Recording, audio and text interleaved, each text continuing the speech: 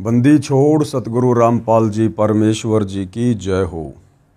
परम पिता परमात्मा सारी सृष्टि के रचनहार कुल मालिक असंख्य ब्रह्मांडों के स्वामी जगत गुरु तीनों लोकों में प्रवेश करके सबका धारण पोषण करने वाले राजाधिराज आत्माधार नाथों के नाथ देवों के देव महादेव सर्वेश्वर महेश्वर मृत्युंजय अजरो अमर आदि अनादि सनातनी प्रभु जगत पिता जगदीश्वर श्री श्री 1008 की उपाधि के वास्तविक अधिकारी अकाल मूरत सौद स्वरूपी राम वासुदेव सर्वगतम ब्रह्म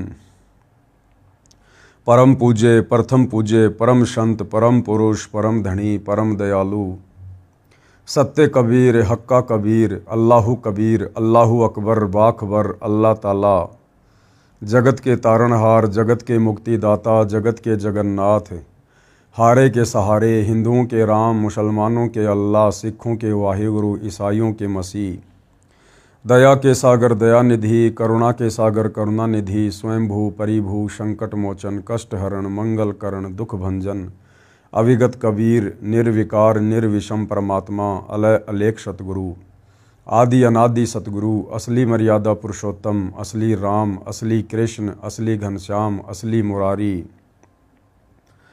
राजाओं के राजा महाराजाओं के महाराजा शहंशाहों के शहंशाह सम्राटों के सम्राट भगवानों के भगवान अल्लाहों के अल्लाह प्रभुओं के प्रभु मसीहाओं के मसीह सच्चे वाहिगुरु बाबाओं के बाबा पीरों के पीर सेठों के सेठ जगत सेठ सावड़सा सेठ सर्वगुण संपन्न अनंत कोटि कलाओं के स्वामी अनंत कोटि ब्रह्मांडों के नायक योगियों में महायोगी ध्यानियों में महाध्यानी सिद्धों में परम सिद्ध ज्ञानियों में तत्व ज्ञानी ब्रह्म ज्ञानी महाज्ञानी परम ज्ञानी सर्वश्रेष्ठ ज्ञानी विज्ञानी युवा कबीर समर्थ कबीर असमवात अमित ओझा सच्चे रहनुमा करीम अल्लाह सुभान अल्लाह दुनिया के अंतिम पैगंबर 8 सितंबर 1951 से गांव धनाना जिला सोनीपत हरियाणा भारतवर्ष की पावन भूमि पे प्रकट रियल कल्कि भगवान श्री नारायण साकार हरि श्री बाबा साहेब नूर अनंत परमात्मा सच्चे दरवेश सच्चे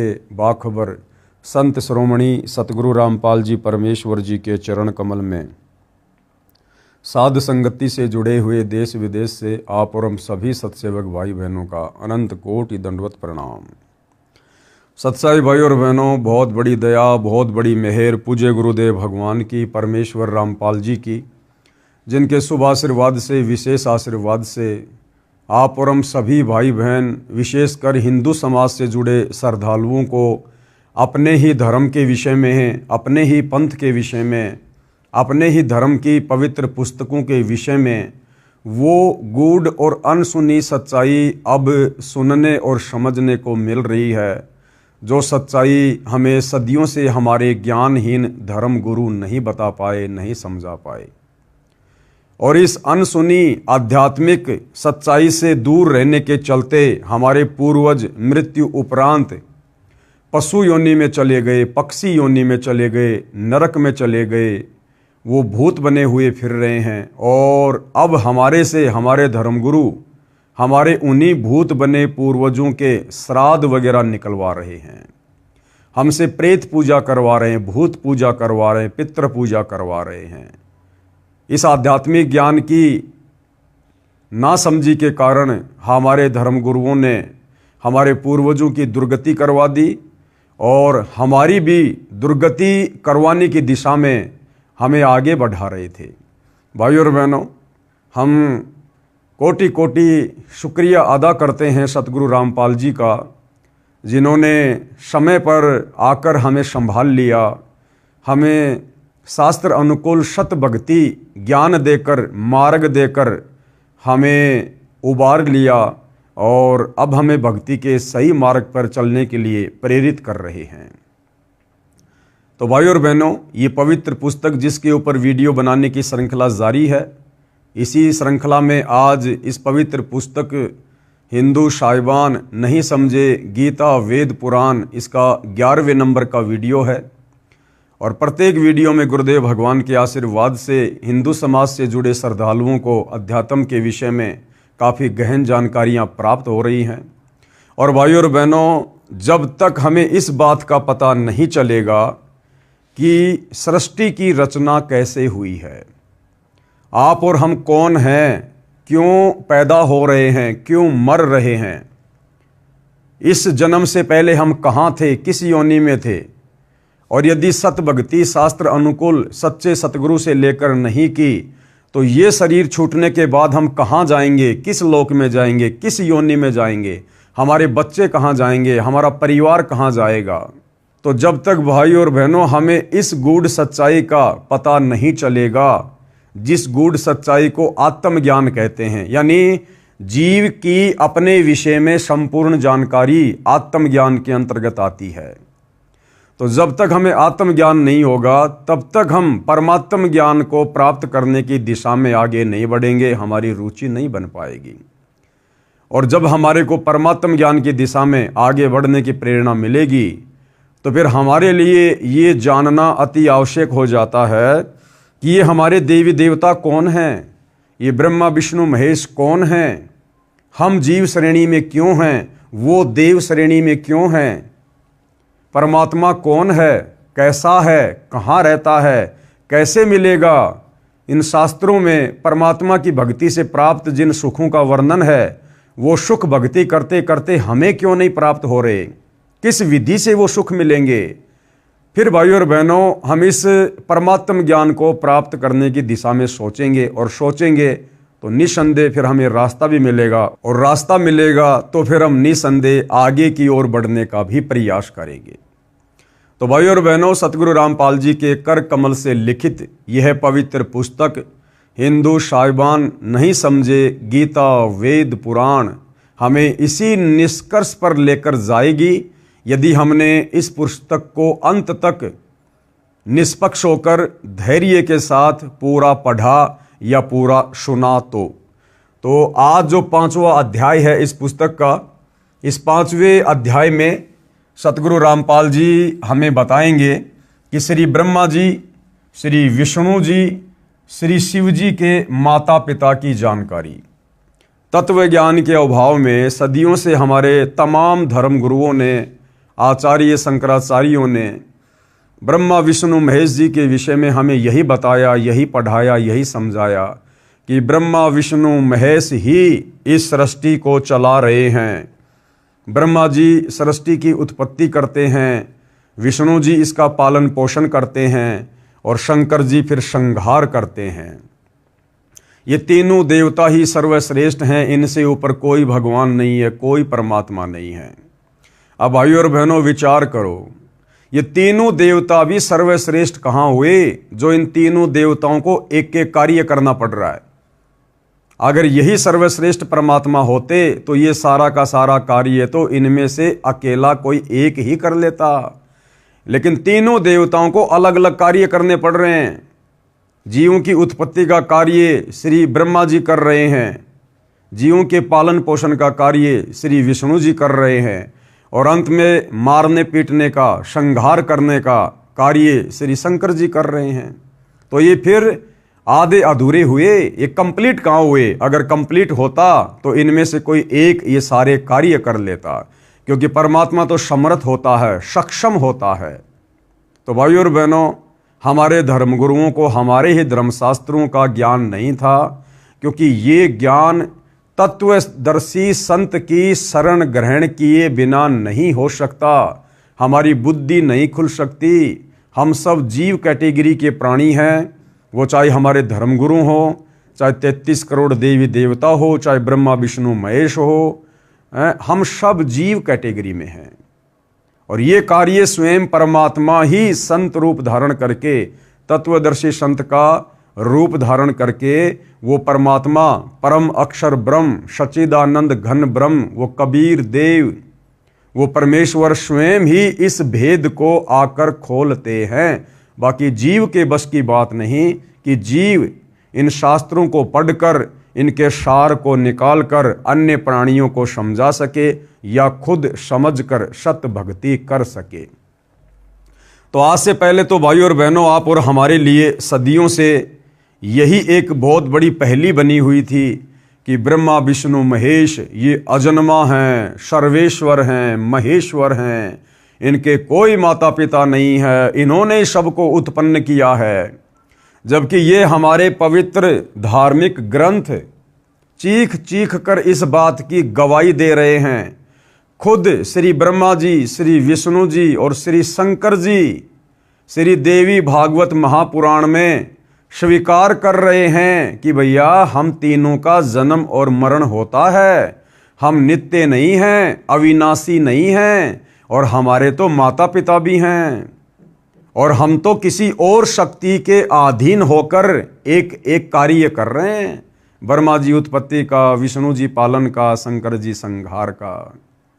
और इन्हीं धर्मशास्त्रों को हमारे धर्मगुरु दिन रात चश्मे लगा लगा के पढ़ा करते थे, लेकिन वो निष्कर्ष निकाल कर ना तो खुद समझ पाए और ना आम समाज में वो सच्चाई पेश कर पाए। क्योंकि कबीर परमात्मा कहते हैं कि गुरु बिन काहू न पाया ज्ञाना, और ज्यों थोथा बुश छिड़े मूड किसाना। तो भाइयों और बहनों, अब हमें वो सच्चा गुरु मिला है, तत्वदर्शी गुरु मिला है, और अब उन्होंने सारे के सारे भेद निष्कर्ष इन धर्मशास्त्रों के निकाल कर टीवी चैनलों पर और पुस्तकों के माध्यम से सार्वजनिक कर दिए हैं। अब यदि किसी ने अपनी आत्मा का कल्याण करवाना होगा तो इन धर्म ग्रंथों में लिखी सच्चाई को स्वीकार करेगा और सत भक्ति करके अपनी आत्मा का कल्याण करवाएगा। अन्यथा भाई इस काल के लोक में जन्म और मरण ये अटल नियम है, अटल सिद्धांत है। 84 लाख योनियां भोगो, 84 लाख योनियां भोगने के बाद परमात्मा का विधान है एक मनुष्य जन्म देता ही देता है। उस मनुष्य जन्म को फिर हम इसी प्रकार से बर्बाद कर जाएंगे, फिर 84 लाख योनियों में जाएंगे, फिर नरक भोगेंगे। ये चक्कर युगों युगों से चलता आ रहा है। और यदि आज हमने आंखें नहीं खोली, सतगुरु रामपाल जी की शरण ग्रहण करके शास्त्र अनुकूल सत भक्ति की शुरुआत नहीं की, तो ये जन्म मरण और लक 84 का चक्कर भाइयों और बहनों हमारा अंत काल तक चलेगा, नहीं मिटेगा। तो सतगुरु रामपाल जी हमें क्या जानकारी दे रहे हैं श्री ब्रह्मा विष्णु महेश जी के माता पिता के विषय में, इनकी जन्म और मृत्यु के विषय में। प्रश्न नंबर 28। अब हिंदू समाज के भाई बहन सतगुरु रामपाल जी से प्रश्न कर रहे हैं, काफी कुछ जानने और समझने के बाद, कोई ये प्रमाण दिखाओ कि श्री ब्रह्मा जी, श्री विष्णु जी तथा श्री शिव जी के माता पिता हैं। ऊपर इस पुस्तक के ऊपर 10 वीडियो बन चुके हैं और काफी कुछ जानकारी सतगुरु रामपाल जी ने हिंदू भाई बहनों को हिंदू धर्मशास्त्रों से दिखाई, तो उनकी आंखें खुलने लगी और अब उनकी जिज्ञासा आगे से आगे अध्यात्म को जानने की हो रही है। तो उसी जिज्ञासा के अंतर्गत उन्होंने सवाल किया सतगुरु रामपाल जी से। जब सतगुरु रामपाल जी ने कहा कि भैया आपके ब्रह्मा विष्णु महेश, इनके तो माता पिता हैं, इनके तो जन्म मृत्यु होती है, इनका खुद का मोक्ष नहीं है, ये खुद भी लक 84 योनियों में जाते हैं, नरक भोगते हैं। तो फिर हिंदू श्रद्धालुओं ने पूछा, जी इसका कोई प्रमाण दिखाओ कि श्री ब्रह्मा जी, श्री विष्णु जी तथा श्री शिव जी के माता पिता हैं। तो सतगुरु रामपाल जी प्रमाण दिखा रहे हैं। श्री देवी महापुराण, ये गीता प्रेस गोरखपुर से प्रकाशित है। इसके 3रे स्कंद के अध्याय 4 और 5 में श्री विष्णु जी ने अपनी माता दुर्गा की स्तुति करते हुए कहा है कि हे मात, यानी भगवान विष्णु जिसको हम पूर्ण परमात्मा मान रहे थे, अजन्मा मान रहे थे, और इस श्री देवी महापुराण में श्री विष्णु जी खुद देवी दुर्गा को माता कहकर संबोधित कर रहे हैं। और क्या कह रहे हैं? हे मात, आप शुद्ध स्वरूपा हो, सारा संसार आपसे ही उद्भाषित हो रहा है। यानी विष्णु जी कह रहे हैं कि हे माता दुर्गा, ये सारा संसार आपसे ही चलायमान है, हम आपकी कृपा से विद्यमान हैं। विष्णु जी कह रहे हैं कि मैं, ब्रह्मा और शंकर, हम तीनों तो आपकी दया से विद्यमान हैं। मैं कौन? विष्णु जी। मैं ब्रह्मा और शंकर तो जन्मते मरते हैं। अभी भाइयों और बहनों आपको मौखिक दिखाया जा रहा है, आगे आपको इसी देवी महापुराण से दिखाया जाएगा। खुद श्री विष्णु जी स्वीकार कर रहे हैं कि मैं ब्रह्मा और शंकर तो जन्मते और मरते हैं, हमारा तो जन्म और मृत्यु होता है, हम अविनाशी नहीं हैं। हमारा तो आविर्भाव यानी जन्म तथा तिरोभाव यानी मृत्यु हुआ करता है। विष्णु जी कह रहे हैं कि हे माते, हमारा तो जन्म और मृत्यु होता है, हम अविनाशी नहीं हैं। अविनाशी यानी जिसकी कभी मृत्यु ना हो। तो विष्णु जी कह रहे हैं कि हम तीनों देवता अविनाशी नहीं हैं, हम तो नाशवान हैं, हम जन्मते हैं और मरते हैं। तुम ही जगत जननी और सनातनी देवी हो और प्रकृति देवी हो। और विष्णु जी अपनी माता दुर्गा जी को क्या कह रहे हैं कि तुम ही जगत की जननी यानी सारे संसार को जन्म देने वाली, और सनातनी देवी, सनातनी यानी सबसे पहले वाली, तुम ही सनातनी देवी हो और प्रकृति देवी हो। प्रकृति भी दुर्गा जी को कहा जाता है। अब श्री विष्णु जी को केवल इतना ही ज्ञान है, अपने विषय में इन्होंने सच्चाई बता दी, परंतु अब श्री विष्णु जी देवी दुर्गा से ऊपर नहीं जानते कि कोई और भी भगवान है, कोई और भी परमात्मा है। जबकि भाई और बहनों, आपको कल 10वें नंबर के वीडियो में इसी पवित्र पुस्तक से हिंदू धर्मशास्त्रों का हवाला देते हुए आप जियों को साबित कर दिया गया कि देवी दुर्गा भी राजा हिमालय को ज्ञान देते समय इसी देवी महापुराण में साफ साफ कह रही है अपने भगत हिमालय को कि और सब बातें छोड़ दे, यानी मेरी दुर्गा की पूजा भक्ति भी छोड़ दे और उस ब्रह्म की साधना कर जिसका ओम मंत्र है, तेरा कल्याण हो। यानी विष्णु जी तो देवी दुर्गा से ऊपर किसी को नहीं जानते, और देवी दुर्गा अपने से ऊपर उस ब्रह्म की भक्ति करने के लिए कह रही है। और वो ब्रह्म यानी वो काल जो गीता का ज्ञान देता है, वो गीता जी में अध्याय 18 श्लोक नंबर 62 में अर्जुन को अपने से अन्य किसी और परम अक्षर ब्रह्म अविनाशी परमात्मा की भक्ति करने के लिए कह रहा है। तो भाई और बहनों, हमारे धर्म गुरुओं का अध्यात्म ज्ञान तो घुटनों में था, घुटनों में। और श्री ब्रह्मा विष्णु महेश को भी आध्यात्मिक ज्ञान नहीं था कंप्लीट। अगर श्री विष्णु जी को वेदों का ज्ञान होता, कंप्लीट आध्यात्मिक ज्ञान होता, तो देवी दुर्गा को सनातनी देवी कहकर संबोधित नहीं करता। तो क्या कह रहे हैं कि तुम ही जगत जननी हो और सनातनी देवी हो और प्रकृति देवी हो। अब शंकर भगवान क्या कह रहे हैं भाई और बहनों, अब शंकर जी के भी आध्यात्मिक ज्ञान का निष्कर्ष आप जियों के सामने है कि शंकर जी को कितना ज्ञान है। भगवान शंकर बोले, हे माता, यानी शंकर जी भी दुर्गा जी को अपनी मां कहकर संबोधित कर रहे हैं। अब देख लो भाई और बहनों, हमारे धर्मगुरु कहा करते थे कि देवी दुर्गा का कोई पति नहीं है। अरे पति नहीं है तो देवी दुर्गा ने फिर ब्रह्मा विष्णु महेश ये तीनों पुत्र कहां से उत्पन्न कर दिए। और देवी दुर्गा अगर शादीशुदा नहीं है तो फिर मांग में सिंदूर क्यों भरती है, माथे पर टिक्की क्यों लगाती है, 16 श्रृंगार क्यों करती है। अगर उसका पति नहीं है तो फिर हम उसको माता क्यों कहते हैं, बहन क्यों नहीं कहते।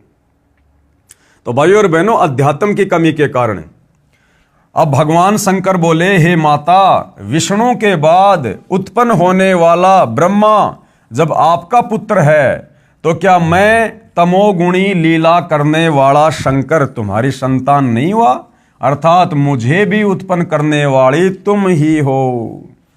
अब शंकर जी ने भी बिल्कुल निष्कर्ष दे दिया। भाई विष्णु जी ने तो पहले कह दिया कि तुम जगत जननी हो, सनातनी देवी हो, हम तो जन्मते और मरते हैं, हे माता। उसके बाद शंकर जी भी कह रहे हैं कि हे माता, जब ब्रह्मा और विष्णु भी तुम्हारी संतान है, तुम्ही से उत्पन्न हुए हैं, तो क्या मैं तमोगुणी लीला करने वाला शंकर क्या तुम्हारी संतान नहीं हुआ, अर्थात मैं भी तुम्ही से उत्पन्न हूं। शंकर जी ने भी फाइनल कर दिया कि मेरी भी माता यही दुर्गा है, मुझ शंकर का जन्म भी दुर्गा देवी से हुआ है। एक बार ध्यान से पढ़िए। भगवान शंकर बोले, हे माता, विष्णु के बाद उत्पन्न होने वाला ब्रह्मा जब आपका पुत्र है तो क्या मैं तमोगुणी लीला करने वाला शंकर तुम्हारी संतान नहीं हुआ, अर्थात मुझे भी उत्पन्न करने वाली तुम ही हो। इस देवी महापुराण के उल्लेख से सिद्ध हुआ कि श्री ब्रह्मा जी, श्री विष्णु जी तथा श्री शंकर जी को जन्म देने वाली माता श्री दुर्गा देवी अर्थात अष्टंगी देवी यानी 8 भुजा वाली देवी है और तीनों नाशवान हैं। और ये तीनों ब्रह्मा विष्णु महेश तो नाशवान हैं, क्योंकि जिसका जन्म होता है उसकी मृत्यु भी होती है, वो अविनाशी नहीं हो सकता। अब भाइयों और बहनों, आपको ये प्रमाण दिया जाएगा, हिंदू धर्मशास्त्रों से प्रमाण दिया जाएगा। पेश है श्रीमद् देवी भागवत यानी देवी पुराण, इसके 3रे स्कंद के अध्याय 4 और 5 से संबंधित प्रकरण की फोटोकॉपी। संक्षिप्त देवी भागवत आपकी आंखों के सामने है, देखिएगा। श्री विष्णु जी कह रहे हैं दुर्गा जी की स्तुति करते हुए, तुम शुद्ध स्वरूपा हो, ये संसार तुम्ही से उद्भासित हो रहा है। विष्णु जी कह रहे हैं कि हे माता दुर्गा, तुम शुद्ध स्वरूपा हो और ये सारा संसार तुम्ही से प्रकाशमय है। मैं यानी विष्णु, ब्रह्मा और शंकर हम सभी तुम्हारी कृपा से विद्यमान हैं। हमारा आविर्भाव यानी जन्म और तिरोभाव यानी मृत्यु हुआ करता है।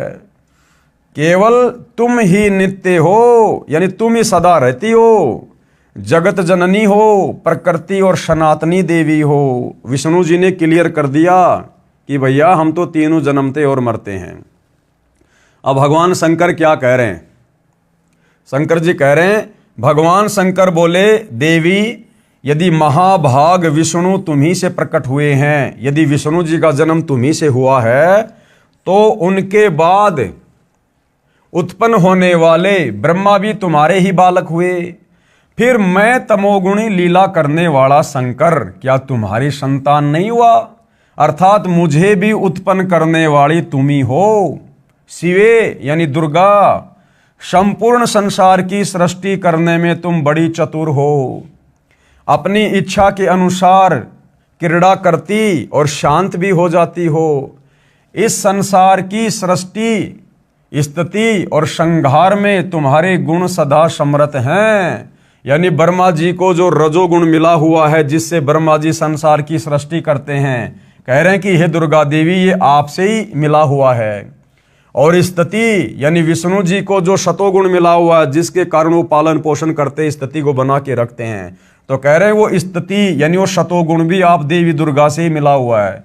और संहार में यानी श्री शंकर जी जो कि तमोगुण है, जो संहार करते हैं, तो कहते हैं शंकर जी को संहार करने की क्षमता भी तुम्ही से मिली हुई है। उन्हीं तीनों गुणों से उत्पन्न रजगुण ब्रह्मा, सतगुण विष्णु, तमोगुण शिव जी। 3 गुण कौन से? रजगुण, सतगुण, तमगुण। उन्हीं तीनों गुणों से उत्पन्न हम ब्रह्मा, विष्णु एवं शंकर नियम अनुसार कार्य में तत्पर रहते हैं। नियम अनुसार का मतलब है अपनी इच्छा से हम कुछ नहीं करते। आपने हमें जो ड्यूटी दे रखी है, जो कार्य दे रखा है, एक एक ये गुण देकर ब्रह्मा जी को रजोगुण युक्त बनाकर, मुझे शतोगुण बनाकर और शंकर जी को तमोगुण बनाकर आपने जो ये ड्यूटी दे रखी है, स्थिति की, उत्पत्ति की और संहार की, कह रहे हम तीनों देवता आपके अधीन होकर नियम अनुसार यानी जो आपकी आज्ञा होती है, हम तो कार्य में तत्पर रहते हैं। तो भाइयों और बहनों, इस छोटे से प्रकरण ने ये स्पष्ट कर दिया कि ब्रह्मा विष्णु महेश की जन्म और मृत्यु होती है, ये अविनाशी नहीं है। दूसरा मैटर, ये देवी दुर्गा इन तीनों की माता है। नंबर 3, ये तीनों देवता एक एक गुण युक्त हैं। रजगुण ब्रह्मा, सतगुण विष्णु और तमोगुण शिव जी। इतने सारे कंसेप्ट इस छोटे से प्रकरण ने क्लियर कर दिए हैं। जो भाई ये सवाल कर रहे थे कि भाई दिखाओ हमें कोई प्रमाण कि ब्रह्मा विष्णु महेश की माता कौन है, तो भाई हिंदू धर्मशास्त्र में जिसकी कथा हमारे धर्मगुरु आए दिन करते रहते हैं, श्री देवी महापुराण, इसी में साफ साफ आपको लिखा हुआ दिखा दिया है। मन में कोई शंका हो तो बाजार से गीता प्रेस गोरखपुर से प्रकाशित जिस श्री देवी महापुराण का आपको हवाला दिया गया है, आप जी लाकर देख सकते हैं। अब ये सारी बातें जानने के बाद में, अपनी आंखों से देखने के बाद में, अब हिंदू धर्म के जो श्रद्धालु हैं, अब अध्यात्म को जानने की ओर जिज्ञासा उनकी बढ़ रही है। तो अगला सवाल वो सतगुरु रामपाल जी से क्या कर रहे हैं कि श्री ब्रह्मा जी, श्री विष्णु जी तथा श्री शिव जी का पिता कौन है? कि महाराज जी आपने माता जी तो क्लियर कर दिया कि तीनों देवताओं की माता तो देवी दुर्गा है, और ये तो जन्मते और मरते हैं, ये पूर्ण परमात्मा नहीं है। और जो जन्मता और मरता है वो फिर हम भक्तों का जन्म मरण का रोग कैसे समाप्त कर देगा? अर्थात हमारी मुक्ति ब्रह्मा विष्णु महेश से नहीं हो सकती जब इनकी खुद की मुक्ति नहीं है। फिर वो श्रद्धालु कह रहे हैं कि श्री ब्रह्मा जी, श्री विष्णु जी तथा श्री शिव जी का पिता कौन है? कि माता को तो पता चल गया कि दुर्गा है, अब दुर्गा का पति कौन है? ब्रह्मा विष्णु महेश का पिता कौन है महाराज जी, वो भी हमें बताओ। तो क्या बताया?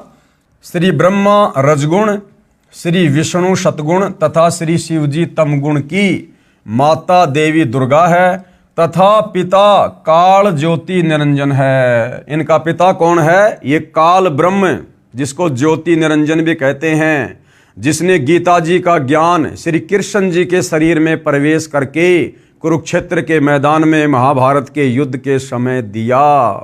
ये ब्रह्म जो गुप्त रहता है, इसने प्रतिज्ञा कर रखी है कि मैं अपने ओरिजिनल काल रूप में किसी के भी समक्ष प्रकट नहीं होऊंगा, मैं अपने ओरिजिनल काल रूप में किसी को भी दर्शन नहीं दूंगा, क्योंकि इसको 1 लाख मानव शरीरधारी प्राणियों के सूक्ष्म शरीर से निकली वासना रोजाना खाने का श्राप लगा हुआ है, जिस कारण इसकी मजबूरी है ये अपने ओरिजिनल रूप में किसी को दर्शन नहीं देता, क्योंकि इसका ओरिजिनल काल रूप बहुत भयंकर और विकराल है।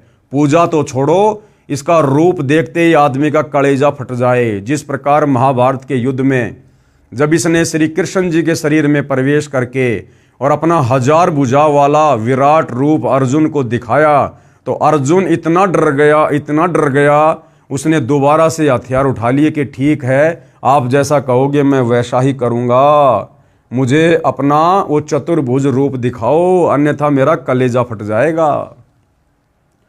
तो गुरुदेव भगवान कह रहे कि तीनों देवताओं की माता है दुर्गा तथा पिता काल ज्योति निरंजन है। अब देखिए, इसका भी आपको प्रमाण देंगे भाइयों और बहनों। पुस्तक हिंदू साहिबान नहीं समझे गीता वेद पुराण, पेज नंबर 144, और इसका प्रमाण कहाँ है? पहले आपको मौखिक बताया जाएगा।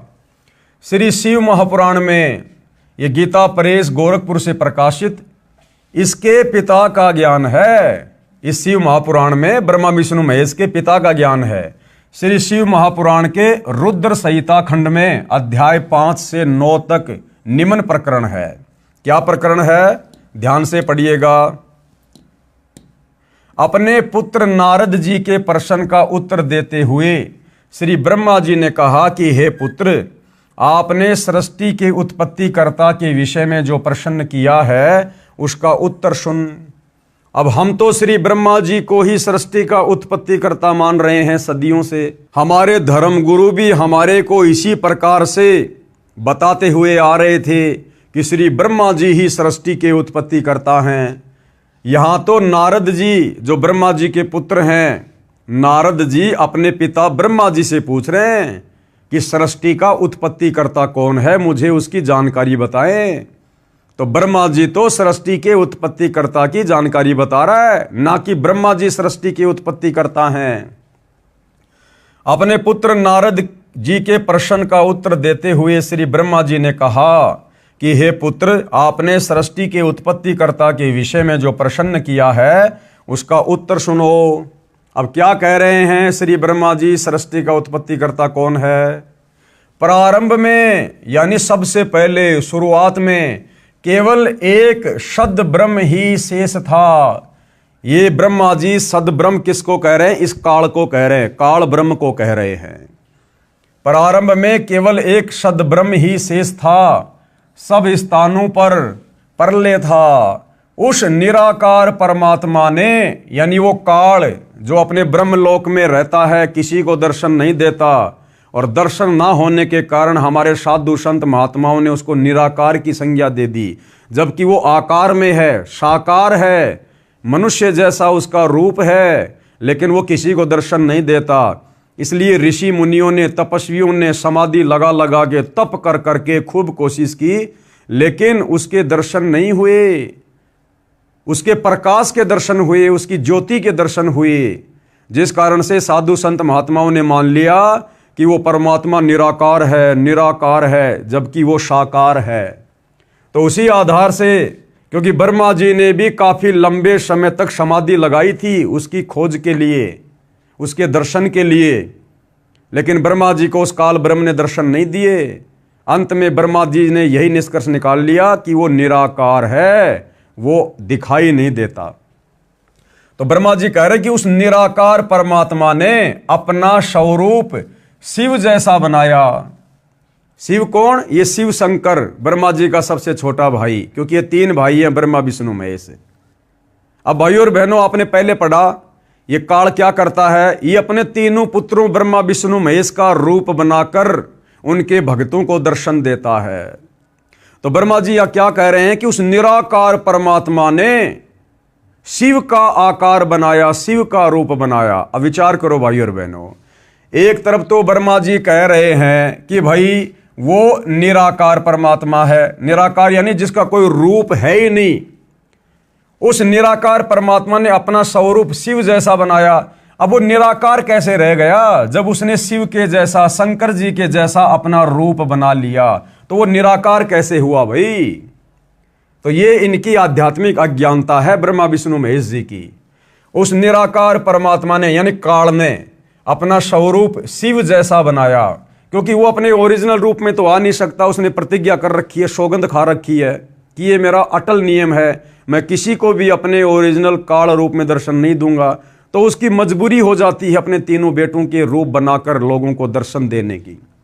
तो उस काल ने अपना शिव जैसा रूप बनाया, उसको सदाशिव कहा जाता है। उसने अपने शरीर से एक स्त्री निकाली, कौन? दुर्गा। अब ब्रह्मा जी क्या कह रहे हैं? अब भाइयों और बहनों, ये श्री ब्रह्मा जी का आधा अधूरा ज्ञान है। कह रहा कि उस निराकार सदाशिव ने, उस निराकार परमात्मा ने, जिसने शिव रूप बनाया, जिसको सदाशिव भी कहते हैं, यानी काल, उसने अपने शरीर से एक स्त्री निकाली। वो स्त्री कौन? दुर्गा, जो आगे चलकर उसकी पत्नी कहलाई। अब बताओ भाइयों और बहनों, अब मेरे शरीर से यदि कोई बेटा या बेटी उत्पन्न होगी तो वो क्या कहलाएगी मेरी? या तो बेटा या बेटी। किसी स्त्री के शरीर से कोई बच्चा उत्पन्न होगा या किसी पुरुष के संयोग से कोई बच्चा उत्पन्न होगा तो वो क्या कहलाएगा? उसकी संतान कहलाएगा। लेकिन यहां पर इस काल ने, ब्रह्मा जी कह रहे हैं कि अपने शरीर से एक स्त्री निकाली, उत्पन्न की। और देखना फिर, उसने अपने शरीर से एक स्त्री निकाली, वह स्त्री दुर्गा, जगदम्बिका, प्रकृति देवी तथा त्रिदेव। त्रिदेव कौन? ब्रह्मा विष्णु तथा शिव की जननी कहलाई। इन तीनों देवताओं को जन्म देने वाली माता कहलाई, जिसकी 8 भुजाएं हैं। इसी को शिवा भी कहा है। यानी शिव जैसा रूप यहां किसने बनाया? काल ने। और काल ने अपने शरीर से जिस स्त्री को बाहर निकाला उसको उसने क्या बनाया? शिवा, यानी दुर्गा, यानी अपनी पत्नी। अब भाइयों और बहनों, वास्तव में ये माजरा क्या है? क्योंकि ब्रह्मा जी को तो कंप्लीट आध्यात्मिक ज्ञान था नहीं बेचारे को। इसने तो अटपट करके कुछ वेदों को पढ़ा, कुछ परमात्मा से हल्की फुल्की सृष्टि रचना को समझा, और इसने अपना आधा अधूरा ज्ञान यहां पेश कर दिया। असल में जब आप सृष्टि रचना पढ़ेंगे, सतगुरु रामपाल जी के कर कमल से लिखी हुई, हमारे धर्मशास्त्रों से प्रमाणित, तब आपको पता चलेगा भाइयों और बहनों कि ये काल, ये दुर्गा और हम सभी आत्माएं जो 21 ब्रह्मांड में यहाँ हैं, जन्म रहे, मर रहे हैं, गधे कुत्ते बन रहे हैं, हम सभी सतलोक में रहा करते थे परमपिता परमात्मा के पास, कबीर देव भगवान के पास में। वहां पर इस काल ने भाइयों और बहनों मनमुखी आचरण करना शुरू कर दिया। इसने तप करना शुरू कर दिया, और इसके तप के बदले परमात्मा ने इसको 21 ब्रह्मांड दे दिए, अलग से राज्य दे दिया। और हम जितनी भी आत्माएं थी वहां, जो वर्तमान में इस काल के इस गंदे लोक में गधे कुत्ते सूअर बन के घूम रहे हैं, इंसान बन के घूम रहे हैं, देवी देवता बन के घूम रहे हैं, हम सब इस काल के ऊपर आसक्त हो गए। जब ये तप कर रहा था तो हम इसको देखने के लिए जाया करते थे और इसकी महिमा किया करते थे कि वाह जी वाह, इतने लंबे समय से एक पैर पे खड़ा होकर तप कर रहा, क्या बात है। हम इसके ऊपर आसक्त हो गए। अब हमारे कबीर भगवान ने देखा कि अब ये आत्माएं मेरे किसी काम की नहीं है, ये मुझ एकमात्र सर्वश्रेष्ठ भगवान को छोड़कर, यानी मेरे से आस्था हटाकर और इस दो कोडी के जीव में, इस काल में, अपने जैसे इस प्राणी में ये अपनी आसक्ता लगा बैठे हैं। तो कहते हैं गुरु को तजे भजे जो आना, ता पशुओं को फोकट ज्ञाना। तो परमात्मा ने उसके तप के बदले 21 ब्रह्मांड दे दिए और हम सभी आत्माओं ने भी उसके साथ 21 ब्रह्मांडों में आने की सहमति व्यक्त कर दी, हाथ ऊपर खड़ा करके अपने भगवान के सामने, ये सोचकर कि हमें ना जाने सतलोक से भी ज्यादा सुख मिलेंगे यहां इसके पास में। और सबसे पहले भाई और बहनों, जिस आत्मा ने परमात्मा के पूछने पर कि कौन कौन इस काल के साथ जाना चाहता है, सबसे पहले जिस एक आत्मा ने हाथ खड़ा किया था, उस आत्मा को परमात्मा ने एक स्त्री का रूप बनाया जिसको दुर्गा कहते, अष्टंगी कहते हैं। और उस दुर्गा को परमात्मा ने इस काल के पास में छोड़ दिया था, वही सतलोक में। और हम जितनी भी आत्माएं थी जिन्होंने यश किया था, हमारा सूक्ष्म रूप बनाकर सूक्ष्म रूप में दुर्गा के अंदर जो है वो प्रविष्ट कर दिया था। अब इस काल ब्रह्म ने दुर्गा के युवा रूप को देखकर, लड़की रूप को देखकर इसके मन में दोष उत्पन्न हो गया और इसने दुर्गा के साथ में बलात्कार करने का प्रयास किया, बदतमीजी करने का प्रयास किया। तो दुर्गा ने इसको बहुत समझाया कि भाई देख, हम दोनों एक ही पिता की संतान हैं। इस परम अक्षर ब्रह्म सत्य पुरुष कबीर देव ने आपको भी अपने वचन से उत्पन्न किया, मुझे भी अपने वचन से उत्पन्न किया। हम दोनों आपस में भाई बहन हैं और भाई बहनों का ऐसा ये गंदा कर्म, ये अच्छा नहीं है, हम पाप के भागी बनेंगे। लेकिन काल के ऊपर तो वासनाओं का भूत सवार था, क्योंकि जानबूझ के उसने गलती मोल ले ली। तो दुर्गा ने बहुत समझाया लेकिन वो नहीं माना और जबरदस्ती दुर्गा के साथ करने लगा। और जैसे उसने दुर्गा को चूमने के लिए, उसका चुंबन लेने के लिए अपना मुंह खोला, तो दुर्गा ने सूक्ष्म रूप बनाया, सूक्ष्म रूप बनाकर काल के मुख के माध्यम से उसके पेट में जा बैठी और वहां जाकर परमपिता परमात्मा कबीर साहिब से अर्ज की, अरदास की कि हे परमेश्वर मेरी रक्षा करो, मेरी रक्षा करो। तो परमात्मा को तो पता था कि भैया तुम्हें अच्छा खासा खाना पीना घूमना मिल रहा था, क्यों तुम इसके ऊपर आसक्त हुए, अब भुगतो। लेकिन परमात्मा दयालु है, अपने पुत्र जोगजीत का रूप बनाकर, क्योंकि सतलोक में परमात्मा के 16 पुत्र और हैं इस काल के अलावा, अपने एक पुत्र जोगजीत का रूप बनाकर परमात्मा जी वहां आए और काल के पेट से इस दुर्गा को बाहर निकाला और परमात्मा जी का आदेश बता दिया कि ऐसा गंदा कर्म करने की सोचने वाला भी इस सतलोक में नहीं रह सकता। और उनको श्राप दे दिया कि आज से तेरा नाम काल होगा, तो प्रतिदिन 1 लाख मानव शरीरधारी स्त्री या पुरुषों का आहार करेगा और निकल जाओ यहां से। और सतलोक से 21 ब्रह्मांड सहित इस दुर्गा को, दुर्गा के अंदर हम सभी आत्माओं को और इस काल को सतलोक से 16 शंख कोश की दूरी पर 21 ब्रह्मांडों समेत वहां से निकाल दिया। और ये वचन बोलते ही वो 21 ब्रह्मांड विमान की तरह चल पड़े और 16 शंख कोश की दूरी पर आकर स्थिर हो गए जहां हम लोग रह रहे हैं। उसके बाद भाई और बहनों, इस काल ने फिर अपनी मनमानी की कि अब मेरा कौन क्या बिगाड़ेगा, मुझे सतलोक से तो धक्के मार के निकाल ही दिया परमात्मा ने, अब मेरा कौन क्या बिगाड़ेगा। फिर इसने दुर्गा के साथ में शारीरिक संबंध बनाए और शारीरिक संबंध बनाकर फिर ये 3 पुत्र ब्रह्मा विष्णु महेश इसने उत्पन्न किए। और इनको उत्पन्न करके फिर इस काल ने प्रतिज्ञा की कि मैं आज के बाद किसी के सामने प्रकट नहीं होऊंगा, अपने ओरिजिनल काल रूप में किसी को दर्शन नहीं दूंगा। और इन तीनों बेटों के माध्यम से दुर्गा के द्वारा हम सब की यहां पर इसने दुर्गति करवा रखी है। ब्रह्मा के माध्यम से उत्पत्ति करवाता है, विष्णु के माध्यम से पालन पोषण करवाता है और शंकर जी के माध्यम से हमारा संहार करवाता है। इस प्रकार ये काल प्रतिदिन 1 लाख मानव शरीरधारी स्त्री पुरुषों का आहार करता है।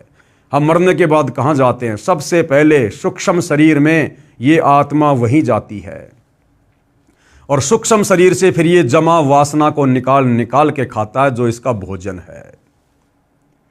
तो सृष्टि रचना के माध्यम से हमें पता चलेगा। तो इस प्रकार से श्री ब्रह्मा जी नारद को कुछ तो सृष्टि रचना सुनकर आधी अधूरी और कुछ वेदों को पढ़कर कह रहा है कि उस सदाशिव ने अपने शरीर से एक स्त्री को निकाला जिसको शिवा कहा जाता है।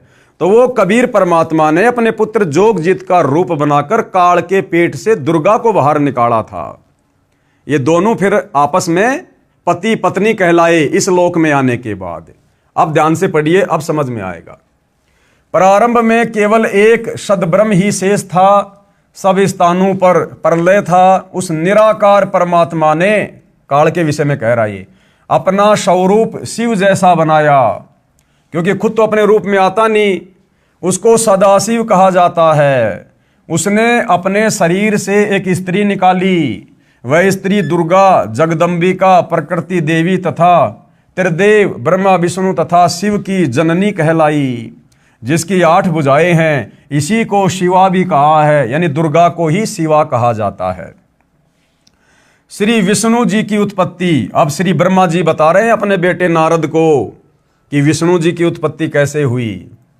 सदाशिव और शिवा, यानी सदाशिव यानी वो काल और शिवा यानी दुर्गा ने पति पत्नी रूप में रहकर एक पुत्र की उत्पत्ति की, उसका नाम विष्णु रखा। तो विष्णु जी के पिता कौन हुए? ये काल भगवान, ये सदाशिव जिसको काल ब्रह्म कहते हैं, और माता कौन हुई? दुर्गा। आगे आपको भाई और बहनों इस देवी महापुराण की फोटोकॉपी भी दिखाएंगे आपको। श्री विष्णु जी की उत्पत्ति सदाशिव और शिवा यानी काल और दुर्गा ने पति पत्नी रूप में रहकर एक पुत्र की उत्पत्ति की, उसका नाम विष्णु रखा। अब आगे पढ़िए, श्री ब्रह्मा जी की उत्पत्ति कैसे हुई? श्री ब्रह्मा जी की उत्पत्ति, श्री ब्रह्मा जी ने बताया कि जिस प्रकार विष्णु जी की उत्पत्ति शिव तथा शिवा के संयोग यानी काल और दुर्गा के संयोग यानी भोग विलास से हुई है, उसी प्रकार शिव और शिवा ने यानी काल और दुर्गा ने मेरी यानी ब्रह्मा की भी उत्पत्ति की। तो ब्रह्मा जी का भी पिता कौन हुआ? ये काल ब्रह्म, और माता कौन हुई? दुर्गा। नोट, यहां पर शिव को काल ब्रह्म जाने, शिवा को दुर्गा जाने। अदालत नोट करे, क्योंकि आने वाले समय में भाइयों और बहनों ये सारी बातें अदालतों में रखी जाएंगी, इन धर्मशास्त्रों से प्रमाणित किया जाएगा। इसलिए सतगुरु रामपाल जी ने पहले यहां पर कोष्टक में लिख दिया, अदालत नोट करे। इस रुद्र संहिता खंड में शंकर जी की उत्पत्ति का प्रकरण नहीं है। अब इस रुद्र संहिता में श्री शंकर जी की उत्पत्ति का जो प्रकरण है कि शंकर जी की उत्पत्ति कैसे हुई, ये इस अनुवादकर्ता ने जानबूझ के नहीं लिखा। क्यों नहीं लिखा? क्योंकि इसको आध्यात्मिक ज्ञान नहीं था, इसको तत्व ज्ञान नहीं था। अब इसने सोचा यदि मैं शिव जी की उत्पत्ति दिखा दूंगा तो फिर मैं ये कैसे सिद्ध करूंगा कि वो सदाशिव कौन था, फिर वो सदाशिव मैं कैसे सिद्ध करूंगा, क्योंकि इनकी बुद्धि काल ब्रह्म तक नहीं जा रही थी। इन अनुवादकर्ताओं की ये केवल ब्रह्मा विष्णु शिव को ही फाइनल मानते थे, इनसे ऊपर किसी को नहीं मानते थे।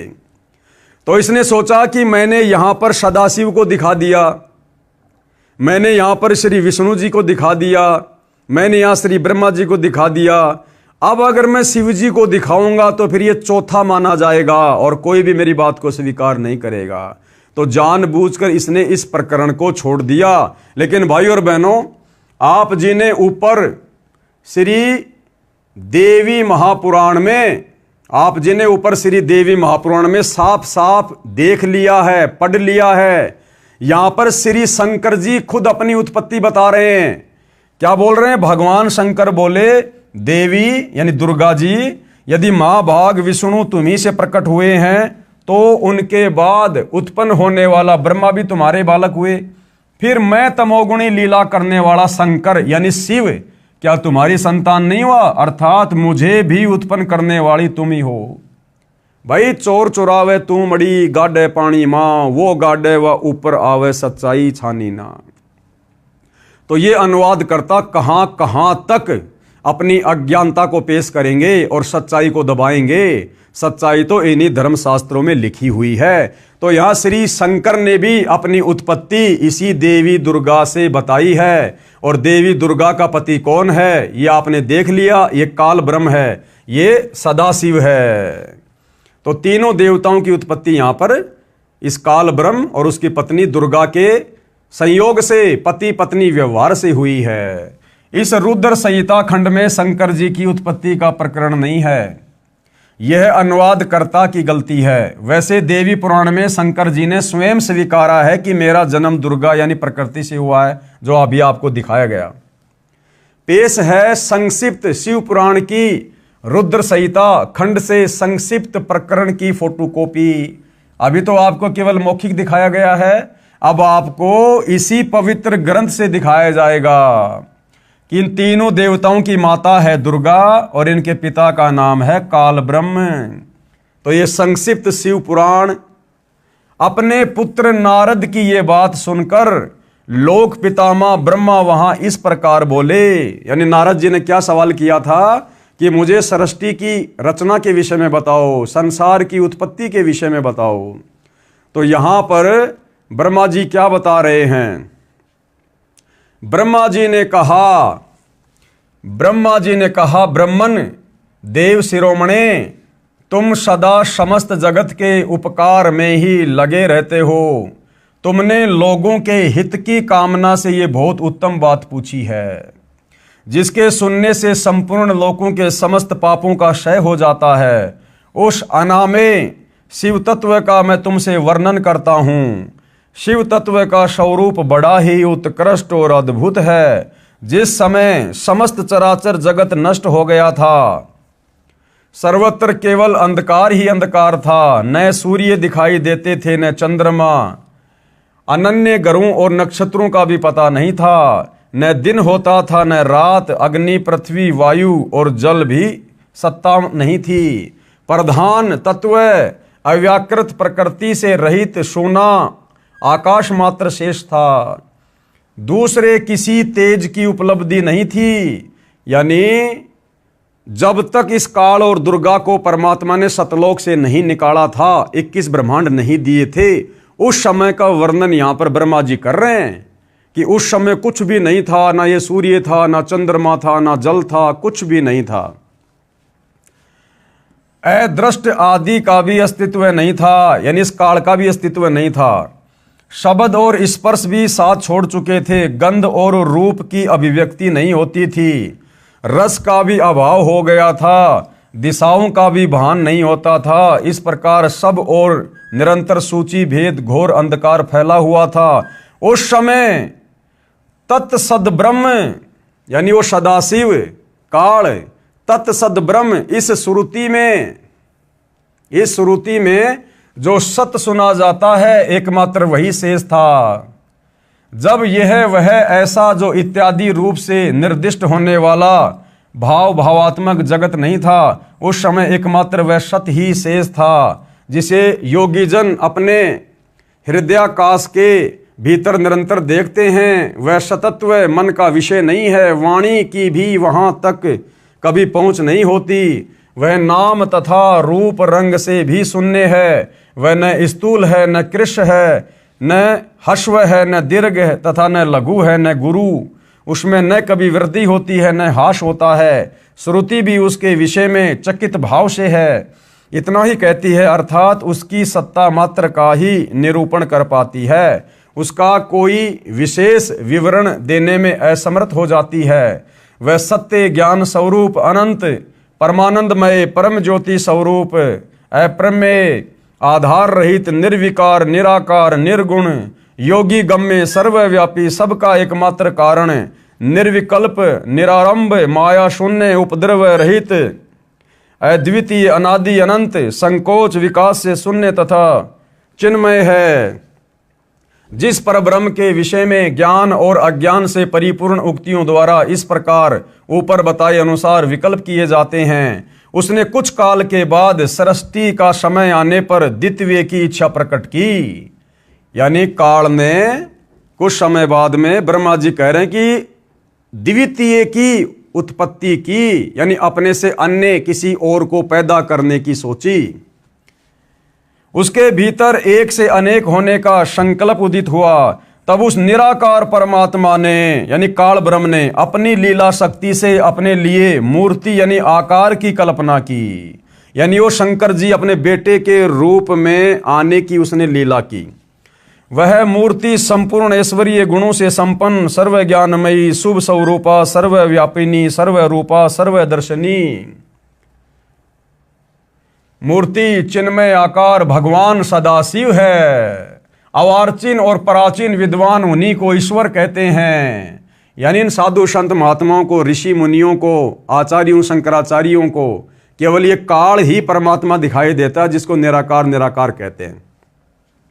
उस समय एकाकी रहकर स्वेच्छानुसार विहार करने वाले उन सदाशिव ने अपने विग्रह से यानी अपने शरीर से स्वयं ही एक स्वरूप भूता शक्ति की सृष्टि की। जबकि काल के पेट में सूक्ष्म रूप बनाकर जब दुर्गा बैठ गई थी, तो परमात्मा कबीर जी ने स्वयं ही अपने पुत्र जोगजीत का रूप बनाकर उसको पेट से बाहर निकाला था। लेकिन ब्रह्मा जी को सृष्टि रचना का कंप्लीट ज्ञान नहीं है, जो उनके अपने श्रीअंग से कभी अलग होने वाली नहीं थी। उस पराशक्ति को प्रधान प्रकृति गुणवती माया बुद्धि तत्व की जननी तथा विकार रहित बताया गया है। अरे भैया, वो तो विकारों से युक्त है, विकार रहित कहाँ है। वह शक्ति अंबिका कही गई। अंबिका यानी दुर्गा। हम गाना सुनते हैं ना, अम्बा है मेरी माँ, जगदम्बा है मेरी माँ। तो वह शक्ति क्या कहलाई? अंबिका यानी दुर्गा। उसी को प्रकृति देवी, सर्वेश्वरी और त्रिदेव जननी, त्रिदेव जननी यानी तीनों देवता ब्रह्मा विष्णु महेश की जननी माता, नित्या और मूल कारण भी कहते हैं। सदाशिव द्वारा यानी इस काल ब्रह्म के द्वारा प्रकट की गई उस शक्ति के 8 भुजाएं हैं। अब बताओ 8 भुजा किसके भैया? अंबिका के, दुर्गा के, जिसको अष्टंगी भी कहते हैं। उस शुभ लक्षणा देवी के मुख की शोभा विचित्र है। वह अकेली ही अपने मुखमंडल में सदा 1 सहस्त्र चंद्रमाओं की कांति धारण करती है। नाना प्रकार के आभूषण उसके श्रीअंग की शोभा बढ़ाते हैं। वह देवी नाना प्रकार की गतियों से संपन्न है और अनेक प्रकार के अस्त्र शस्त्र धारण करती है। उसके खुले हुए नेत्र खिले हुए कमल के समान जान पड़ते हैं। वह अचिंत्य तेज से जगमगाती है। वह सबकी योनि है। सबकी योनि यानी इस काल ने सभी जीवों को दुर्गा के माध्यम से उत्पन्न किया है, पति पत्नी व्यवहार करके, और सदा उधमशील रहती है। एकाकिनी होने पर भी वह माया संयोगवशात अनेक हो जाती है। और वे जो सदाशिव हैं, ये दुर्गा का पति काल सदाशिव, उन्हें परम पुरुष ईश्वर शिव शंभु और महेश्वर कहते हैं। वे अपने मस्तक पर आकाश गंगा को धारण करते हैं। उनके भाल देश में चंद्रमा शोभा पाते हैं। उनके 5 मुख हैं और प्रत्येक मुख में 3-3 नेत्र हैं। उनका चित्त सदा प्रसन्न रहता है। वे 10 भुजाओं से युक्त और त्रिशूलधारी हैं। असल में ये 1 भुजा का स्वामी है, बाकी एक चाहे तो कम से कम 2 भुजा भी बना सकता है, 10 भी बना सकता है, 100 भी बना सकता है, लेकिन 1000 से ज्यादा नहीं बना सकता, क्योंकि 1000 कलाओं का स्वामी है। उनके श्रीअंगों की प्रभा, ये रुद्र संहिता चल रही है भाई और बहनों। उनके श्रीअंगों की प्रभा कपूर के समान श्वेत गौर है। वे अपने सारे अंगों में भस्म रमाए रहते हैं। उन काल रूपी, देखो सच्चाई आ रही है भाई और बहनों, उन काल रूपी ब्रह्म ने एक ही समय शक्ति के साथ शिवलोक नामक क्षेत्र का निर्माण किया। उस काल रूपी ब्रह्म ने, कौन है ये? दुर्गा का पति काल ब्रह्म। उस काल रूपी ब्रह्म ने शिवलोक नामक क्षेत्र का निर्माण किया था। उस उत्तम क्षेत्र को ही काशी कहते हैं। वह परम निर्वाण या मोक्ष का स्थान है, जो सबके ऊपर विराजमान है। ये अपने वाली काशी नहीं, कोई सोचे ये बनारस वाली काशी नहीं, ऊपर के लोगों की बात हो रही है। वे प्रिया तथा प्रियतम रूप, प्रिया कौन? दुर्गा, और प्रियतम कौन? ये काल। शक्ति और शिवा यानी दुर्गा और ये काल जो शिव रूप धारण करता है, जो परमानंद स्वरूप है, उस मनोरम क्षेत्र में नित्य निवास करते हैं। काशीपुरी परमानंद रूपिणी है मुने, शिव और शिवा ने यानी काल और दुर्गा ने प्रलय काल में कभी उस क्षेत्र को अपने सानिध्य से मुक्त नहीं किया। यानी जब ब्रह्मा विष्णु महेश के लोकों में जब प्रलय आती है तो ये काल और दुर्गा उसी काशी नामक क्षेत्र में रहते हैं। इसलिए विद्वान पुरुष उसे अविमुक्त क्षेत्र के नाम से भी जानते हैं। वह क्षेत्र आनंद का हेतु है, इसलिए पिनाकधारी शिव ने पहले उसका नाम आनंद वन रखा था, उसके बाद वह अविमुक्त के नाम से प्रसिद्ध हुआ। देवर्षे यानी ब्रह्मा जी कह रहे नारद से कि देवर्षे एक समय उस आनंद वन में रमण करते हुए शिवा और शिव के मन में ये इच्छा हुई। अब ध्यान से पढ़ना भाई और बहनों, ब्रह्मा विष्णु महेश की उत्पत्ति कैसे हुई है? दुर्गा और काल के पति पत्नी व्यवहार करने से। ब्रह्मा जी नारद जी से कह रहे हैं कि देवर्षे यानी नारद जी एक समय उस आनंद वन में रमण करते हुए यानी घूमते फिरते हुए शिवा यानी दुर्गा और शिव यानी काल, इनके मन में यह इच्छा प्रकट हुई कि किसी दूसरे पुरुष की भी सृष्टि करनी चाहिए, कि कोई संतान भी उत्पन्न करनी चाहिए, बच्चा भी पैदा करना चाहिए। जिस पर यह सृष्टि संचालन का महान भार रखकर हम दोनों केवल काशी में रहकर इच्छानुसार विचरें, ताकि सारी सृष्टि का भार उन बच्चों के ऊपर रख दिया जाए और हम आराम से यहां मौज करें और निर्वाण धारण करें। वही पुरुष हमारे अनुग्रह से सदा सबकी सृष्टि करे, यानी वो हमारी संतान ही हमारे सारे काम को संभाले, पालन करे और वही अंत में सबका संहार भी करे। यह चित्त एक समुद्र के समान है, इसमें चिंता की उताल तरंगे उठ उठकर इसे चंचल बनाए रहती हैं। इसमें सत्व गुण रूपी रतन, तमोगुण रूपी ग्रह और रजोगुण रूपी मूंगे भरे हैं। इस विशाल चित्त समुद्र को संकुचित करके हम दोनों उस पुरुष के प्रसाद से आनंद कानन काशी में सुखपूर्वक निवास करें। यह आनंदवन वह स्थान है जहां हमारी मनोवर्ती सब ओर से सिमट कर इसी में लगी हुई है तथा जिसके बाहर का जगत चिंता से आतुर प्रतीत होता है। ऐसा निश्चय करके शक्ति सहित सर्वव्यापी परमेश्वर शिव ने, अब देखना भाइयों और बहनों, ऐसा विचार करके यानी संतान उत्पत्ति का विचार करके, ऐसा निश्चय करके शक्ति सहित यानी दुर्गा के साथ सर्वव्यापी परमेश्वर शिव ने यानी उस काल ने अपने वाम भाग के 10वें अंग पर अमृत मल दिया, यानी पति पत्नी व्यवहार किया, शारीरिक संबंध बनाए। फिर तो वहां से एक पुरुष प्रकट हुआ जो तीनों लोकों में सबसे अधिक सुंदर था। वह शांत था, उसमें सत्व गुण की अधिकता थी तथा वह गंभीरता का अथाह सागर था। मुने क्षमा नामक गुण से युक्त उस पुरुष के लिए ढूंढने पर भी कहीं कोई उपमा नहीं मिलती। यानी इन्होंने विष्णु की उत्पत्ति की और शिव ने कहा, इस काल ने क्या कहा कि बेटा, वत्स यानी बेटा, व्यापक होने के कारण तुम्हारा विष्णु नाम विख्यात हुआ। भाई और बहनों, क्लियर कर दिया इस शिव महापुराण ने कि काल और दुर्गा के संयोग से सबसे पहले विष्णु जी की उत्पत्ति हुई। बिल्कुल क्लियर कर दिया। तो विष्णु जी की माता कौन? दुर्गा। और विष्णु जी का पिता कौन? ये काल ब्रह्म। अब आगे बढ़िएगा, ये रुद्र संहिता चल रही है भाई और बहनों। भगवान विष्णु की नाभि से कमल का प्रादुर्भाव, यानी फिर श्री विष्णु जी की नाभि से किस प्रकार ब्रह्मा जी की उत्पत्ति हुई, ये पढ़िएगा आप आगे। ब्रह्मा जी कहते हैं, देवर्षे यानी हे नारद, तत्पश्चात यानी उसके बाद कल्याणकारी परमेश्वर शांब सदाशिव ने यानी इस काल ने पूर्ववत परियतन करके, यानी जैसे उसने विष्णु को अपनी पत्नी दुर्गा के साथ में शारीरिक संबंध बनाकर पैदा किया था, उसी प्रकार से सदाशिव ने यानी काल ने पूर्ववत परियतन करके मुझे, यानी ब्रह्मा जी कह रहा है कि मुझे अपने दाहिने अंग से उत्पन्न किया। मुने उस महेश्वर ने यानी काल ने मुझे तुरंत ही अपनी माया मोहित करके नारायण देव के नाभि कमल में डाल दिया, यानी विष्णु के नाभि कमल में डाल दिया और लीला पूर्वक मुझे वहां से प्रकट किया। इस प्रकार उस कमल से पुत्र के रूप में मुझ हिरण्य गर्भ का जन्म हुआ, यानी मुझ ब्रह्मा का भी जन्म हुआ। यानी ब्रह्मा जी अपने जन्म के विषय में अपने बेटे को बता रहे हैं।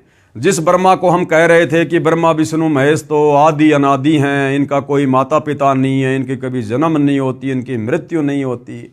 देख लो भाई और बहनों, हमारे शास्त्रों में लिखा हुआ है और ये हमारे धर्मगुरु आज तक हमारे को इन शास्त्रों में लिखे होने के बावजूद भी ढूंढकर, पढ़कर, समझकर हमें नहीं बता पाए, समाज के सामने पेश नहीं कर पाए और सदियों से हमारे को भक्ति और भगवान के नाम पर अंधेरे में रखा।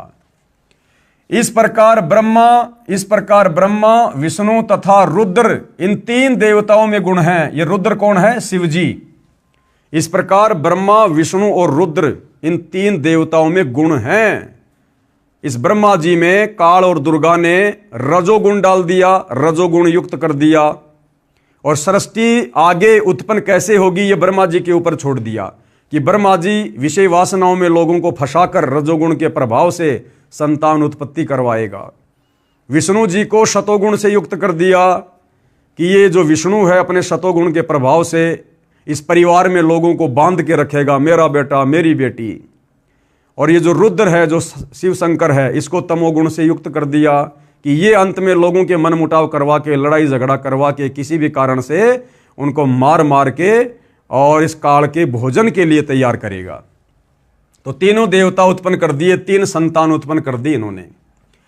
इस प्रकार ब्रह्मा, विष्णु तथा रुद्र यानी शिव, इन तीन देवताओं में गुण हैं, परंतु शिव यानी ये काल जो है ये गुणातीत माने जाते हैं। ये काल इनसे अलग रहता है। इन तीनों देवताओं को एक एक गुणों से युक्त कर दिया, लेकिन ये फिर इनसे अलग रहता है और हमें यही लगता है कि सारा का सारा कार्य ब्रह्मा, विष्णु, महेश कर रहे हैं, जबकि सारा का सारा कार्य उस काल के रिमोट से, दुर्गा के माध्यम से ये तीनों देवता ब्रह्मा, विष्णु, महेश कर रहे हैं। और इन तीनों अपने पुत्रों की उत्पत्ति करने के बाद में काल ने फिर दुर्गा को कहा था कि आज के बाद मैं किसी को भी मेरे ओरिजिनल काल रूप में दर्शन नहीं दूंगा और दुर्गा तू मेरे विषय में मेरा भेद इन ब्रह्मा, विष्णु, महेश को भी मत बताना, अन्यथा ये मेरे लिए फिर भोजन की व्यवस्था नहीं करेंगे। अगर इन ब्रह्मा, विष्णु, महेश को ये पता चल जाए कि हमारा बाप ऐसे ऐसे सतलोक से और उस पूर्ण परमात्मा कबीर साहिब के शराब से इस प्रकार से शापित है और ये हमारा यूज कर रहा अपने भोजन के लिए, तो ये ब्रह्मा, विष्णु, महेश कभी भी ये कुकर्म नहीं करेंगे। इसलिए इस ब्रह्मा, विष्णु, महेश को भी दुर्गा उनके पिता काल ब्रह्म तक नहीं पहुंचने देती, इस सच्चाई से दूर रखती है। तो इस प्रकार ब्रह्मा, विष्णु तथा रुद्र यानी शिव, इन तीन देवताओं में गुण है, परंतु शिव यानी जो एक काल है जो अपने बेटे शिव का रूप धारण कर लेता है, वो गुणातीत माने जाते हैं, यानी वो इनसे अलग रहता है। श्री शंकर जी भी शिव यानी काल ब्रह्म तथा शिवा यानी देवी दुर्गा का पुत्र है। श्री शिव महापुराण के विद्वेश्वर संहिता के प्रथम खंड अध्याय 6 से 10 में प्रमाण। अब देखिएगा, अब ये शंकर जी भी इसी काल और दुर्गा का पुत्र है। एक समय श्री ब्रह्मा जी तथा श्री विष्णु जी का इस बात पर युद्ध हो गया कि ब्रह्मा जी ने कहा कि मैं तेरा पिता हूं, क्योंकि ये संसार मेरे से उत्पन्न हुआ है। यानी ब्रह्मा, विष्णु, महेश को भी पूर्णतया ये नहीं पता कि हम भगवान हैं या भगवान कोई और है। और इनमें भी आपस में एक समय झगड़ा हो गया, दोनों भाइयों में, विष्णु जी में और ब्रह्मा जी में। तो ब्रह्मा कहने लगा कि मैं तेरा पिता हूं, मैंने सारे संसार की रचना करी है, तेरा जन्म मेरे से हुआ है। और विष्णु जी कहने लगे कि मैं तेरा पिता हूं, ये सारा संसार तो मेरे से उत्पन्न हुआ है, तू मेरे नाभि कमल से उत्पन्न हुआ है। इसी बात को लेकर हमारे दोनों भगवानों का, जिनको हम भगवान कहते हैं, बच्चों की तरह लड़ाई हो गई इनमें। क्योंकि ये संसार मेरे से उत्पन्न हुआ है, मैं प्रजापिता हूं। कौन कहने लगा? ब्रह्मा। विष्णु जी ने कहा कि मैं तेरा पिता हूं, तू मेरे नाभि कमल से उत्पन्न हुआ है। दोनों एक दूसरे को मारने के लिए तत्पर हो गए। उसी समय सदाशिव अर्थात काल ब्रह्म ने उन दोनों के बीच में एक सफेद रंग का प्रकाशमय स्तंभ खड़ा कर दिया। एक बहुत बड़ा स्तंभ यानी खंभा खड़ा कर दिया उन दोनों के बीच में। क्यों? क्योंकि इस काल को पता था कि अगर ये दोनों आपस में लड़ लड़ के मर जाएंगे तो मेरे लिए भोजन कैसे तैयार होगा, इस नीचे की सृष्टि को कौन चलाएगा। तो काल ने वहां पर एक लंबा चौड़ा स्तंभ, एक खंभा खड़ा कर दिया दोनों के बीच में, क्योंकि वो अपने ओरिजिनल रूप में तो आ नहीं सकता। उसने सौगंध खा रखी है कि मैं अपने ओरिजिनल रूप में तो किसी को दर्शन दूंगा ही नहीं। तो वो क्या करता है, या तो अपने तीनों बेटों में से किसी एक का रूप बना के आ जाता है, या फिर अन्य कोई लीलामय तरीके से वो प्रकट होता है।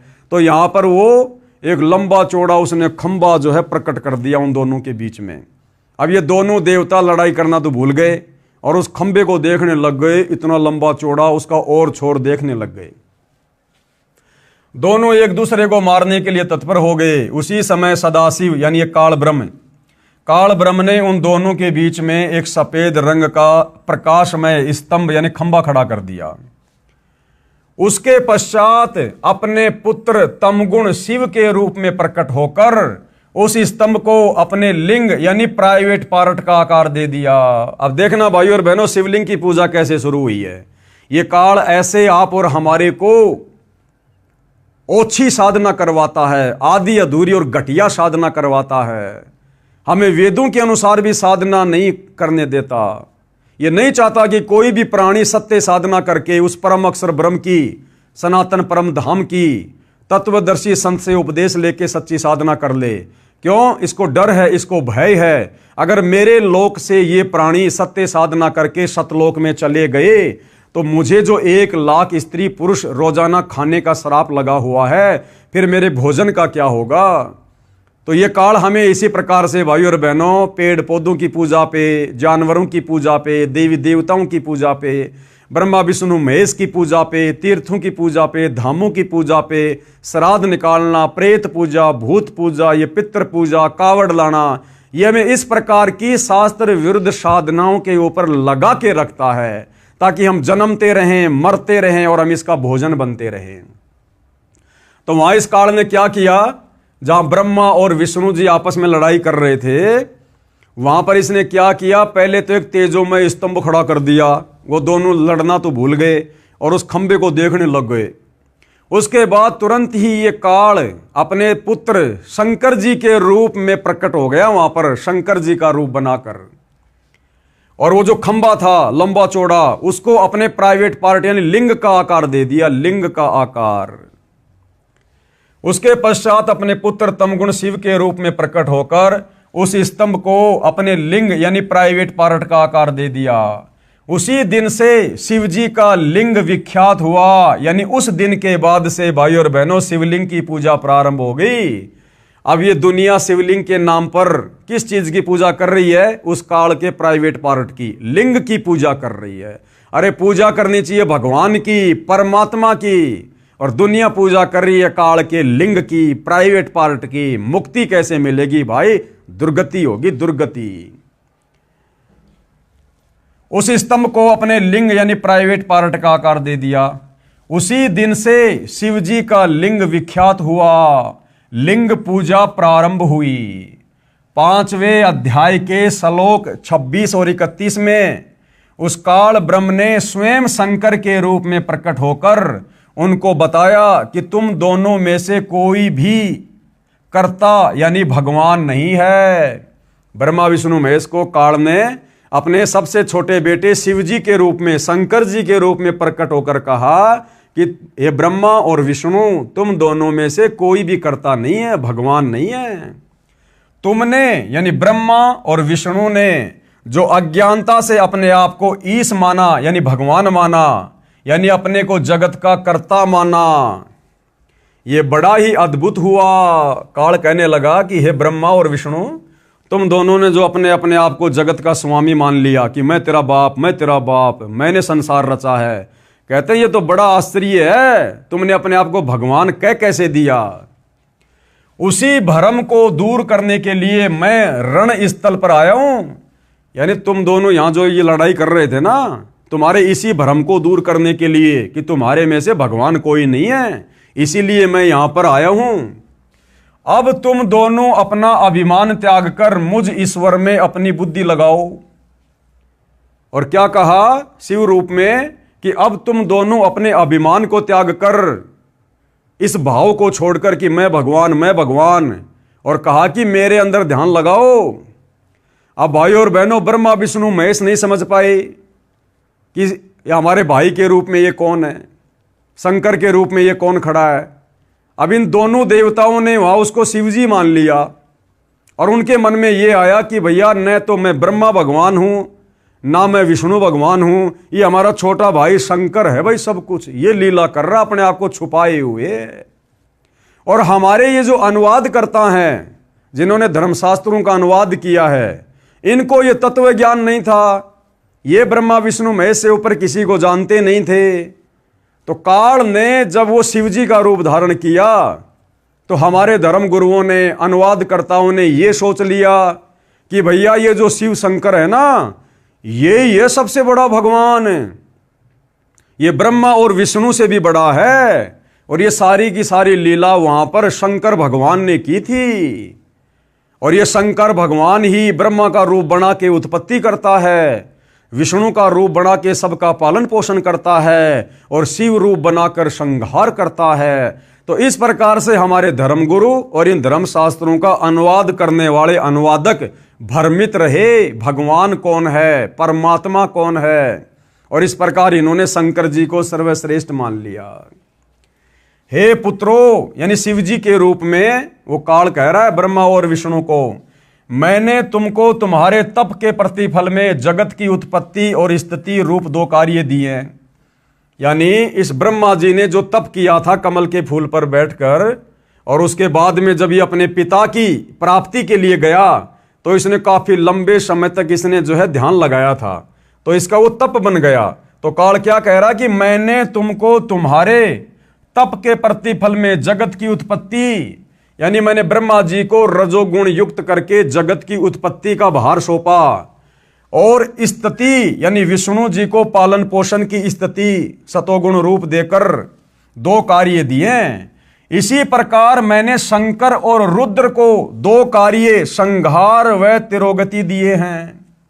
इसी प्रकार मैंने शंकर और रुद्र को, अब बताओ ये रुद्र और शंकर कौन आ गया?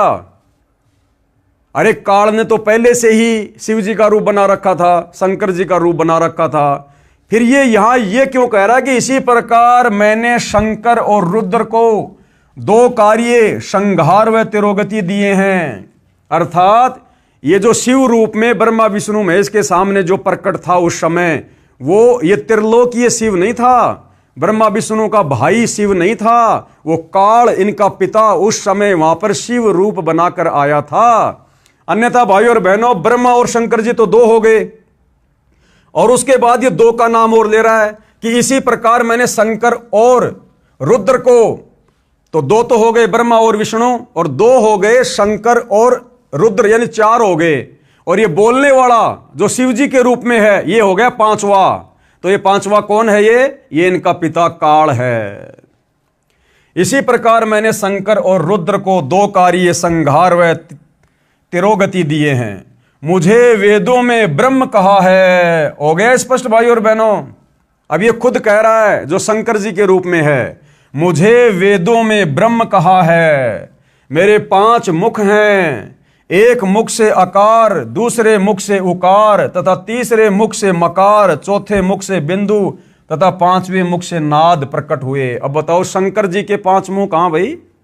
तो ये काल ब्रह्म है। ये इसी प्रकार से छलबल करता है, ये अपने ओरिजिनल रूप में नहीं आता। उन्हीं 5 अवयवों से एकीभूत होकर एक अक्षर ओम बना है। यह मेरा मूल मंत्र है। क्लियर? ये कह रहा कि ओम मेरा मूल मंत्र है। अब गीता का ज्ञान देने वाला ये काल ब्रह्म, गीता अध्याय 8 श्लोक नंबर 13 में क्या कह रहा है? ओम इति एक अक्षर ब्रह्म व्यवहरण माम अनुशमरण ये प्रयाति तजन देहम सयाति परमाम गतम। गीता का ज्ञान देते समय ये काल ब्रह्म कह रहा कि अर्जुन मेरा तो एक ओम मंत्र है, और इस ओम नाम की साधना जो अंतिम श्वास तक करता है वो मेरे ब्रह्म लोक में जाता है।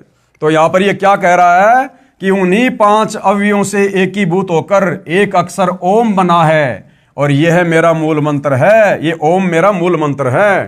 तो ओम मंत्र किसका? इस काल ब्रह्म का। तो इस प्रकार भाइयों और बहनों, ये काल अपने ओरिजिनल काल रूप में ना कर अपने तीनों बेटों में से किसी एक का रूप बनाकर इसी प्रकार से छलबल करता है। और हम भोले भाले आदमी और हमारे ये ज्ञानहीन धर्म गुरु जब वो ब्रह्मा का रूप बनाता है, कोई लीला करता है, तो हम ब्रह्मा को कह देते हैं कि इससे बड़ा कोई भगवान नहीं। जब वो विष्णु का रूप बना के कोई षड्यंत्र करता है, कोई लीला करता है, तो हम कह देते हैं कि बस विष्णु से बढ़कर कोई नहीं। और जब शंकर जी का रूप बनाकर इस प्रकार की घटनाओं को जन्म देता है, जिस प्रकार उसने शंकर जी का रूप बनाकर अपने लिंग की पूजा संसार में शुरू करवा दी, अपने प्राइवेट पार्ट की। आज हम शिव मंदिरों के अंदर जो शिवलिंग पूजते हैं वो इस काल का ये प्राइवेट पार्ट है। और देखिए आगे कितनी सत्यता लिखी हुई है, हमारे धर्मशास्त्रों में लिखी हुई है। शिव पुराण के इस उल्लेख से यह भी सिद्ध हुआ कि मेरे को ब्रह्म कहते हैं। 5 अक्षरों से बना एक ओम मेरा मूल मंत्र है, जो मेरी साधना है। गीता अध्याय 8 श्लोक 13 में भी इसी ब्रह्म ने कहा है कि माम ब्रह्म यानी मुझ ब्रह्म का सुमरण करने का एक ओम अक्षर है। इससे भी स्वयं सिद्ध है कि गीता का ज्ञान काल ब्रह्म ने श्री कृष्ण जी के शरीर में प्रेतवत प्रवेश करके बोला। गीता जी का ज्ञान इसी काल ब्रह्म ने श्री कृष्ण जी के शरीर में प्रवेश करके बोला। हम नादान दुनिया वालों को तो श्री कृष्ण दिखाई दे रहा था, लेकिन कृष्ण जी में प्रवेश करके गीता का ज्ञान किसने बोला? इस काल ने। जिस प्रकार ब्रह्मा और विष्णु जी युद्ध कर रहे थे और उन दोनों के बीच में शिव जी का रूप बनाकर कौन आ गया? ये काल। और हम नादानों ने क्या समझ लिया कि शिव जी ही सबसे बड़े भगवान हैं। तो ऐसे भाइयों और बहनों ये छलबल करता है। अब देखो, लिंग व लिंगी की पूजा करने को कहना, अब वहीं से इसने अपने प्राइवेट पार्ट लिंग और दुर्गा के प्राइवेट पार्ट लिंगी की पूजा करनी शुरू करवा दी। क्योंकि जब ब्रह्मा और विष्णु जी दोनों युद्ध कर रहे थे तो शिव का रूप बनाकर तो काल आ गया, और पार्वती का रूप बनाकर ये अपनी पत्नी दुर्गा को ले आया। और उसके बाद से इसने संसार में अपने प्राइवेट पार्ट लिंग की और अपनी पत्नी दुर्गा के प्राइवेट पार्ट लिंगी की पूजा शुरू करवा दी, जो हम हिंदू श्रद्धालु मंदिरों में शिवलिंग के नाम से उसकी पूजा करते हैं। देखिएगा, लिंग व लिंगी की पूजा करने को कहना, काल ब्रह्म ने अपने लिंग यानी प्राइवेट पार्ट तथा स्त्री की लिंगी यानी प्राइवेट पार्ट की पूजा करने को कहा। जो मंदिरों में शिवलिंग स्थापित किया होता है उसको ध्यान से देखा जाए तो पता चलता है कि पत्थर की लिंगी यानी स्त्री की योनि में पत्थर का लिंग यानी शिव का लिंग पेशाब इंद्री प्रविष्ट किया गया होता है। यानी शिवलिंग के नीचे जो पत्थर होता है गोल गोल, गुरुदेव कह रहे हैं कि वो दुर्गा का प्राइवेट पार्ट है। लिंगी जिसके अंदर वो पत्थर का शिवलिंग बनाकर, काल का लिंग बनाकर उसके अंदर डाला हुआ है। तो जो फोटो हम देखते हैं मंदिरों में या शिवलिंग की जो फोटो देखते हैं, तो ऊपर तो ये काल का जो प्राइवेट पार्ट है जिसको शिवलिंग कहते हैं वो है, और शिवलिंग जिस उस पत्थर की टुकड़ी के ऊपर रखा होता है जिसके वो अंदर होता है वो इस दुर्गा का प्राइवेट पार्ट है, लिंगी है, जिसकी पूजा इसने संसार में शुरू करवा दी हमें मुक्ति के मार्ग से रोकने के लिए, हमें यहीं पर जन्मने और मरने के लिए। क्योंकि ये जो शिवलिंग की साधना है ये वेद विरुद्ध है, शास्त्रों के विरुद्ध है, और शास्त्र विरुद्ध साधना करके जो मनमाना आचरण करता है वो कभी न सिद्धि को प्राप्त होता है, न गति को प्राप्त होता है, न उसकी मुक्ति होती है। ये गीता अध्याय 16 श्लोक नंबर 23 का सारांश है। अब आगे देखिए भाइयों और बहनों, श्री शिव पुराण के विद्वेश्वर संहिता के खंड 1 अध्याय 5 श्लोक 26 और 31 भाई और बहनों ये नोट कर लेना, ये कहीं आपको लगे कि भाई संत रामपाल जी ने ऐसे लिख दिए होंगे। हमारे हिंदू धर्म शास्त्रों में जहां जहां जो बातें लिखी हुई हैं, आप लोगों की सुविधा के लिए कौन सा अध्याय है, कौन सा पेज है, कौन सा खंड है, सब कुछ बताया जा रहा है। और अभी तो आपको मौखिक बताया जा रहा है, उसके बाद एक एक शब्द जो सतगुरु रामपाल जी ने यहां बताया, ऐसा का ऐसा हमारे धर्मशास्त्र में लिखा हुआ है, जिसको हम सिरोधार्य मानते हैं। श्री शिव पुराण के विद्वेश्वर संहिता के खंड 1 अध्याय 5 श्लोक 26 से 31 तथा अध्याय 9 श्लोक 40 से 46 में प्रमाण है। इनकी फोटोकॉपी आगे लगाई गई है, कृपया वहां पर पढ़ें, विचार करें कि यह कितनी बेशर्मी की बात है। यह शिवलिंग की पूजा, लिंग और लिंगी की पूजा, यह हिंदू समाज के लिए कितनी बेशर्मी की बात है। ना ये शिवलिंग पूजा का विधान कहीं गीता में है, ना कहीं वेदों में है। यह काल इस प्रकार से ओछी आदि अधूरी घटिया साधनाओं को जन्म देता है। विचार करें कि यह कितनी बेशर्मी की बात है, कितना अभद्र मजाक काल ब्रह्म ने किया। ब्रह्मा तथा विष्णु से कहा कि तुम इस मेरे लिंग व लिंगी यानी स्त्री योनि की पूजा करो।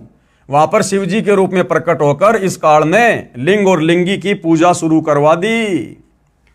पेश है श्री वेंकटेश्वर प्रेस मुंबई से प्रकाशित संस्कृत हिंदी अनुवाद वाली शिव महापुराण के विद्वेश्वर संहिता खंड के अध्याय 5, 6, 7, 8, 9 तथा 10 से संबंधित प्रकरण की फोटोकॉपी।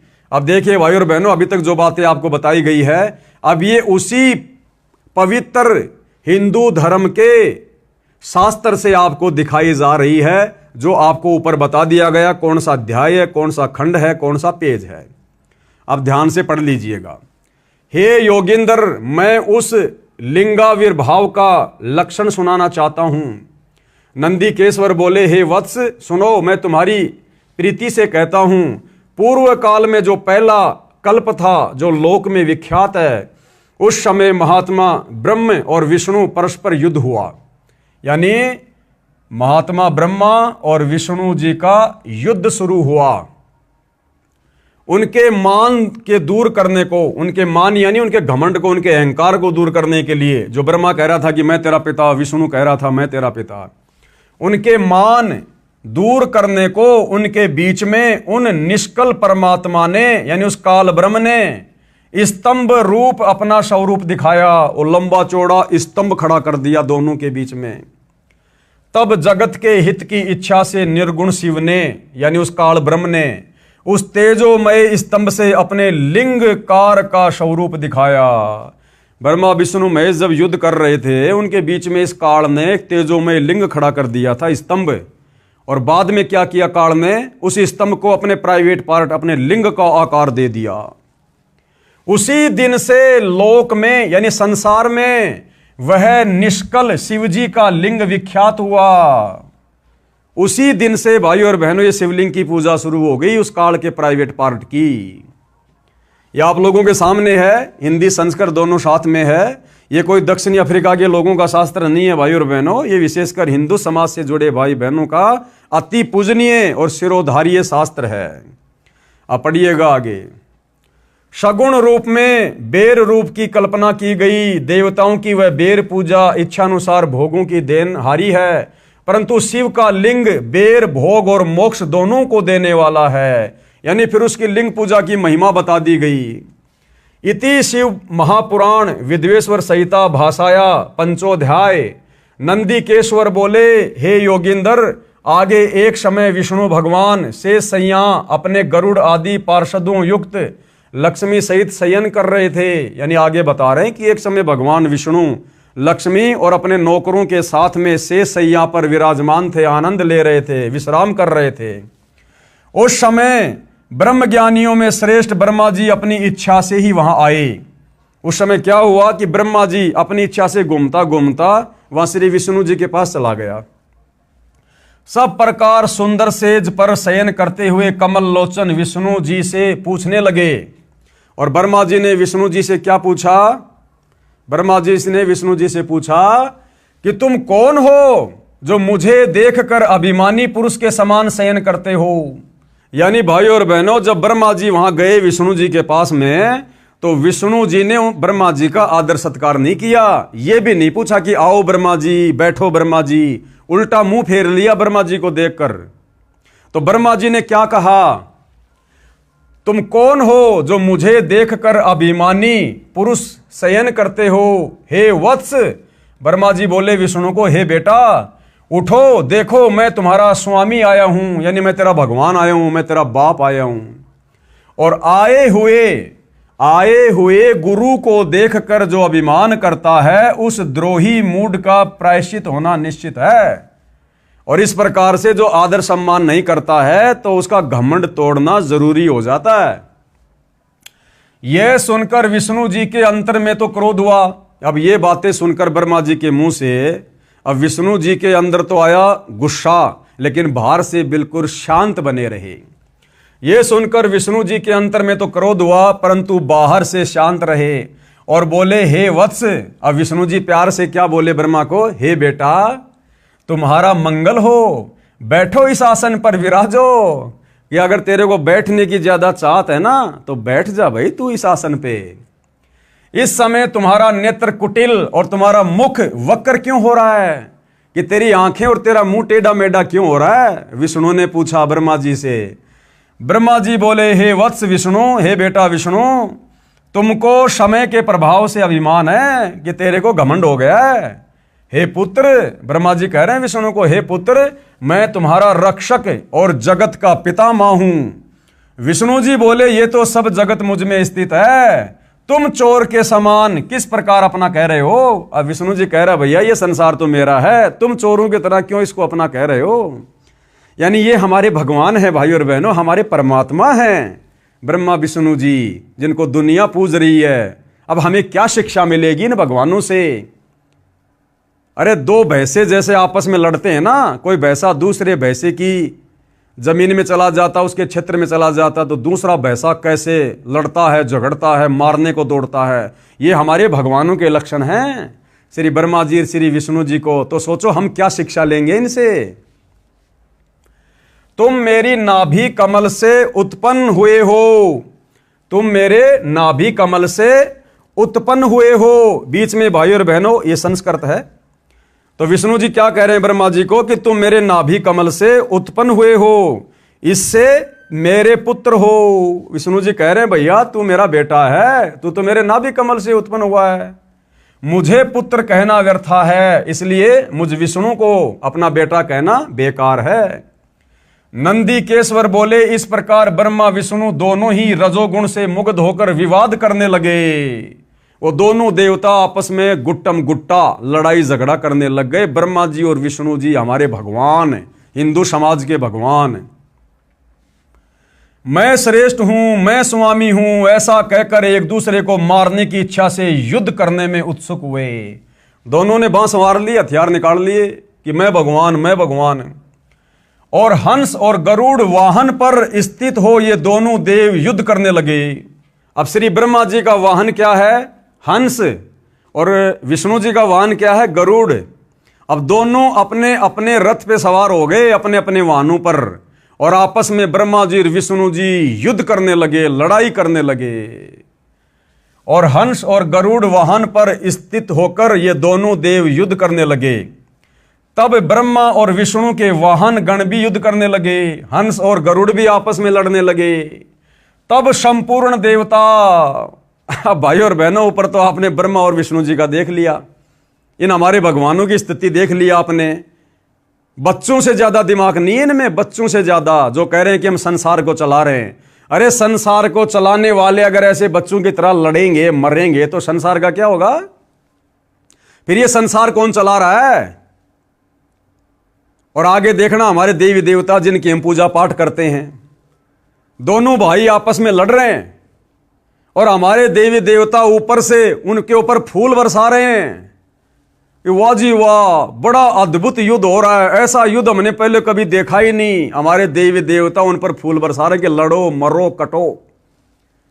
अरे जबकि दो व्यक्ति आपस में युद्ध करते हैं, लड़ाई झगड़ा करते हैं, तो अन्य लोगों का फर्ज बनता है कि उनकी लड़ाई को रुकवाओ। हमारे देवी देवताओं का फर्ज तो यह बनता था, उनके आगे जाके हाथ जोड़ के खड़े होते कि हे देवो, हम तो आपको सर्वश्रेष्ठ मानते हैं और आप देव होकर आपस में लड़ रहे हो, झगड़ रहे हो, फिर हमारे जैसे छोटे मोटे देवताओं का क्या होगा? हमारी तरफ भी देखो। तो देवताओं ने तो बीच बचाव करना चाहिए था, लेकिन हमारे देवता जलती हुई आग में घी डाल रहे हैं, ऊपर से फूल बरसा रहे हैं। ब्रह्मा और विष्णु के वाहन गण भी युद्ध करने लगे। तब संपूर्ण देवता, सारे के सारे देवता, ये 33 करोड़ विमानों में बैठकर उस महा अद्भुत युद्ध देखने को चले आए। यानी अपना मनोरंजन करने के लिए आ गए देवी देवता, और आकाश में उनके ऊपर फूल बरसाने लगे। बताओ, वो लड़ रहे हैं और वो लड़ते हुए के ऊपर फूल बरसा रहे हैं। तब विष्णु जी ने गुस्से में आकर ब्रह्मा जी की छाती में लात मार दी, घुसा मार दिया। ये हैं हमारे प्रधान देवता। अब आगे क्या कहा जा रहा है? हे कुमार, इस प्रकार मधुर वाणी से पार्वती पति शंकर ने उन सब देवताओं को संतुष्ट किया। तब शिव ने अपने 100 गणों को उस समर स्थल में जाने की आज्ञा दी जहां ब्रह्मा और विष्णु थे। तब शंकर के पयान समय में अनेक प्रकार के बाजे बजने लगे। अनेक प्रकार के वाहनों पर ये विधिवत भूषण पहरे गणेश्वर चलने को उद्यत हुए। प्रणव के समान आकाश से सर्वत्र व्याप्त पंचमंडल से मंडित भद्र रथ में अंबिका पति गिरीश चढ़े। पुत्र तथा गण भी संग हुए। उस समय इंद्रादि देवता उनके पीछे चलने लगे।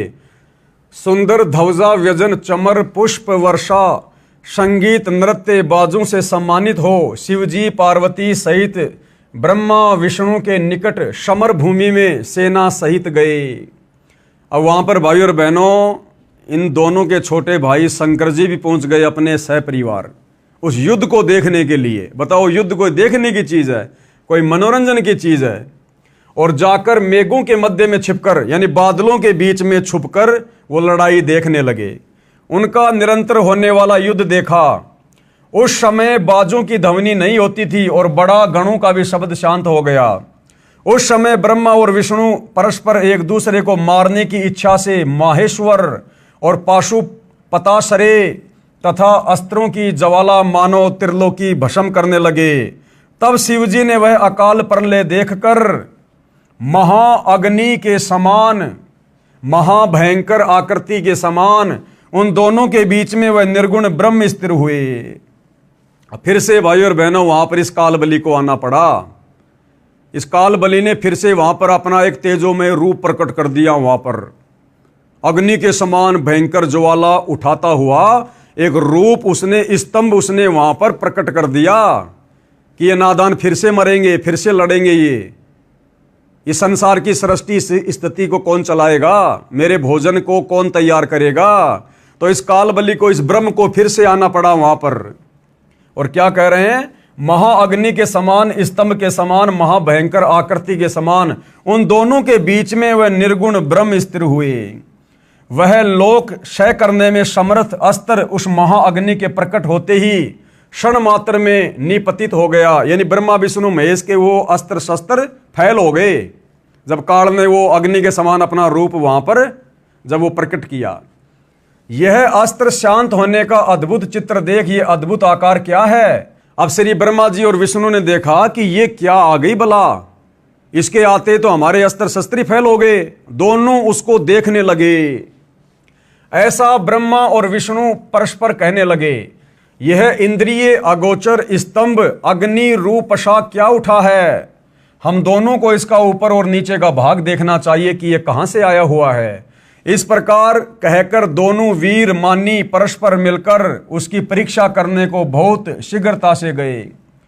हम दोनों के मिलने से यह कार्य नहीं होगा, ऐसा कहकर विष्णु शुकर शरीर धारण कर, यानी सुअर का शरीर धारण किया विष्णु जी ने, और उसके मूल भाग को देखने नीचे चले गए। नीचे पाताल में चला गया नीचे देखने के लिए। और ब्रह्मा जी हंस का रूप धारण करके ऊपर का भाग देखने को गए। हरि यानी विष्णु पाताल स्थान को भेद कर दूर तक चले गए, परंतु उस अग्नि के समान प्रज्वलित स्तंभ का पार नहीं पाया और शांत होकर हरि उस युद्ध स्थान में चले आए। और ब्रह्मा जी आकाश मार्ग में चले गए। उन्होंने वहां केतकी का किंचित होना अद्भुत पुष्प देखा। यद्यपि वो बहुत वर्षों से टूटा था, परंतु उसमें बड़ी सुगंध थी और मलिन न था। ब्रह्मा और विष्णु के कृत्यों को देखकर भगवान परमेश्वर कौन? ये काल, ब्रह्मा और विष्णु के ऐसे इस कर्म को देखकर इस भगवान काल ने, परमेश्वर ने, स्तंभ है सो जगत के दर्शन और पूजन के निमित्त अणु मात्र बहुत छोटा हो जाएगा। ये लिंग मुक्ति और मुक्ति का साधन होगा। इसके दर्शन, स्पर्शन और ध्यान से ही प्राणियों के जन्म मरण छूट जाएंगे। यानी फिर से उसने वो लिंग पूजा शुरू कर दी जो अग्नि पर्वत के समान प्रादुर्भूत है। सो यह अरुणाचल नाम से जगत में विख्यात होगा। ये बड़ा भरी तीर्थ होगा। यहाँ प्राणियों के निवास करने या तनु त्यागने से मुक्ति हो जाएगी। यानी जो यहाँ पर आकर शरीर त्यागेगा उसकी मुक्ति हो जाएगी। रथ यात्रा, उत्सव, कल्याण और जनों के निवास योग्य ये स्थान होगा। यहाँ किया हुआ जप तप हवन करोड़ गुना हो जाएगा। ऐसी उल्टी साधना पर इस काल ने पूरे संसार को लगा रखा है। हमारे सब क्षेत्रों से ये श्रेष्ठ होगा। यहाँ मेरा स्मरण करते ही प्राणी मुक्त हो जाएंगे। इस प्रकार ये क्षेत्र महान और अत्यंत शोभित होगा। सब प्रकार के कल्याणदायक और सब प्रकार मुक्तिदायक होगा। जो यहाँ, अब ये काल ब्रह्म क्या कह रहा है? जो यहाँ लिंग में मुझ लिंगेश्वरी की पूजा करेंगे उन्हें शालोक्य, सामीप्य, सारूप्य, सृष्टि, सामुज्य ये पांचों मुक्ति क्रिया के फल को प्राप्त हो जाएगी। और यहाँ पूजन करने से तुम भी सब मनोरथों को प्राप्त होंगे। नंदीकेश्वर बोले, इस प्रकार भगवान ने उन नम्र हुए ब्रह्मा और विष्णु पर अनुग्रह करके उनके युद्ध, जो परस्पर उनकी सेना मारी गई थी, उन सबको अपनी शक्ति से जीवाकर उठाया, जिस शक्ति में अमृत की धारा रहती है, और उन दोनों की अज्ञानता और वैर को दूर करने के अर्थ दोनों से कहा,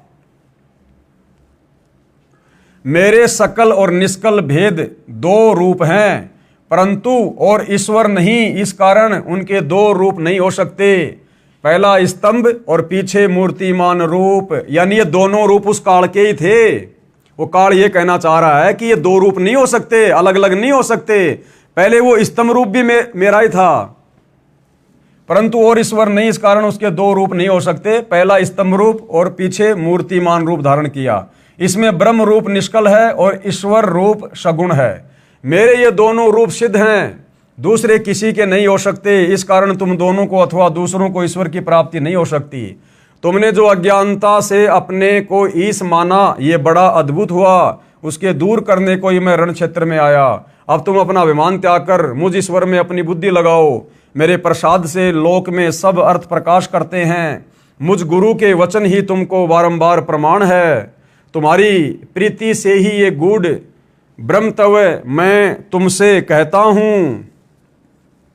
मैं ही पर ब्रह्म हूं और मेरा ही कल अकल रूप है। ब्रह्म होने से मैं ईश्वर हूं। अनुग्राही कही मेरा कर्तव्य है।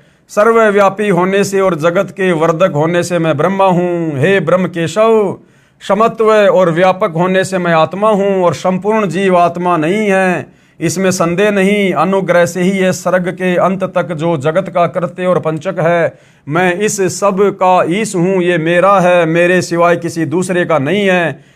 प्रथम तो ब्रह्म तत्व ज्ञान के निमित्त निष्कल ब्रह्म का प्रादुर्भाव हुआ है। यानी ये काल भाई और बहनों अटपट करने लगा, अपने सिवा किसी और को भगवान ना कोई मान ले, इसके लिए ये अपने आप को ही परमात्मा विख्यात करने लगा उन दोनों के बीच में। तो इस प्रकार भाई और बहनों, ये बहुत सारी बातें जो पूज्य गुरुदेव भगवान ने ऊपर हमारे को मौखिक बताई थी, ये सारी के सारी बातें, सारे के सारे ये प्रमाण आपको यहाँ पर इस रुद्र संहिता के अंदर बिल्कुल साफ साफ देखने और पढ़ने को मिल जाएंगे। आप जी ये देख सकते हैं, आपकी आंखों के सामने है। अब गुरुदेव क्या कह रहे हैं? उपरोक्त शिव महापुराण के प्रकरण से सिद्ध हुआ कि श्री ब्रह्मा जी, श्री विष्णु जी तथा श्री शिव जी की माता श्री दुर्गा देवी अष्टंगी देवी है तथा पिता सदाशिव अर्थात काल ब्रह्म है, जिसने श्रीमद् भगवद गीता का ज्ञान श्री कृष्ण जी में प्रवेश करके बोला था।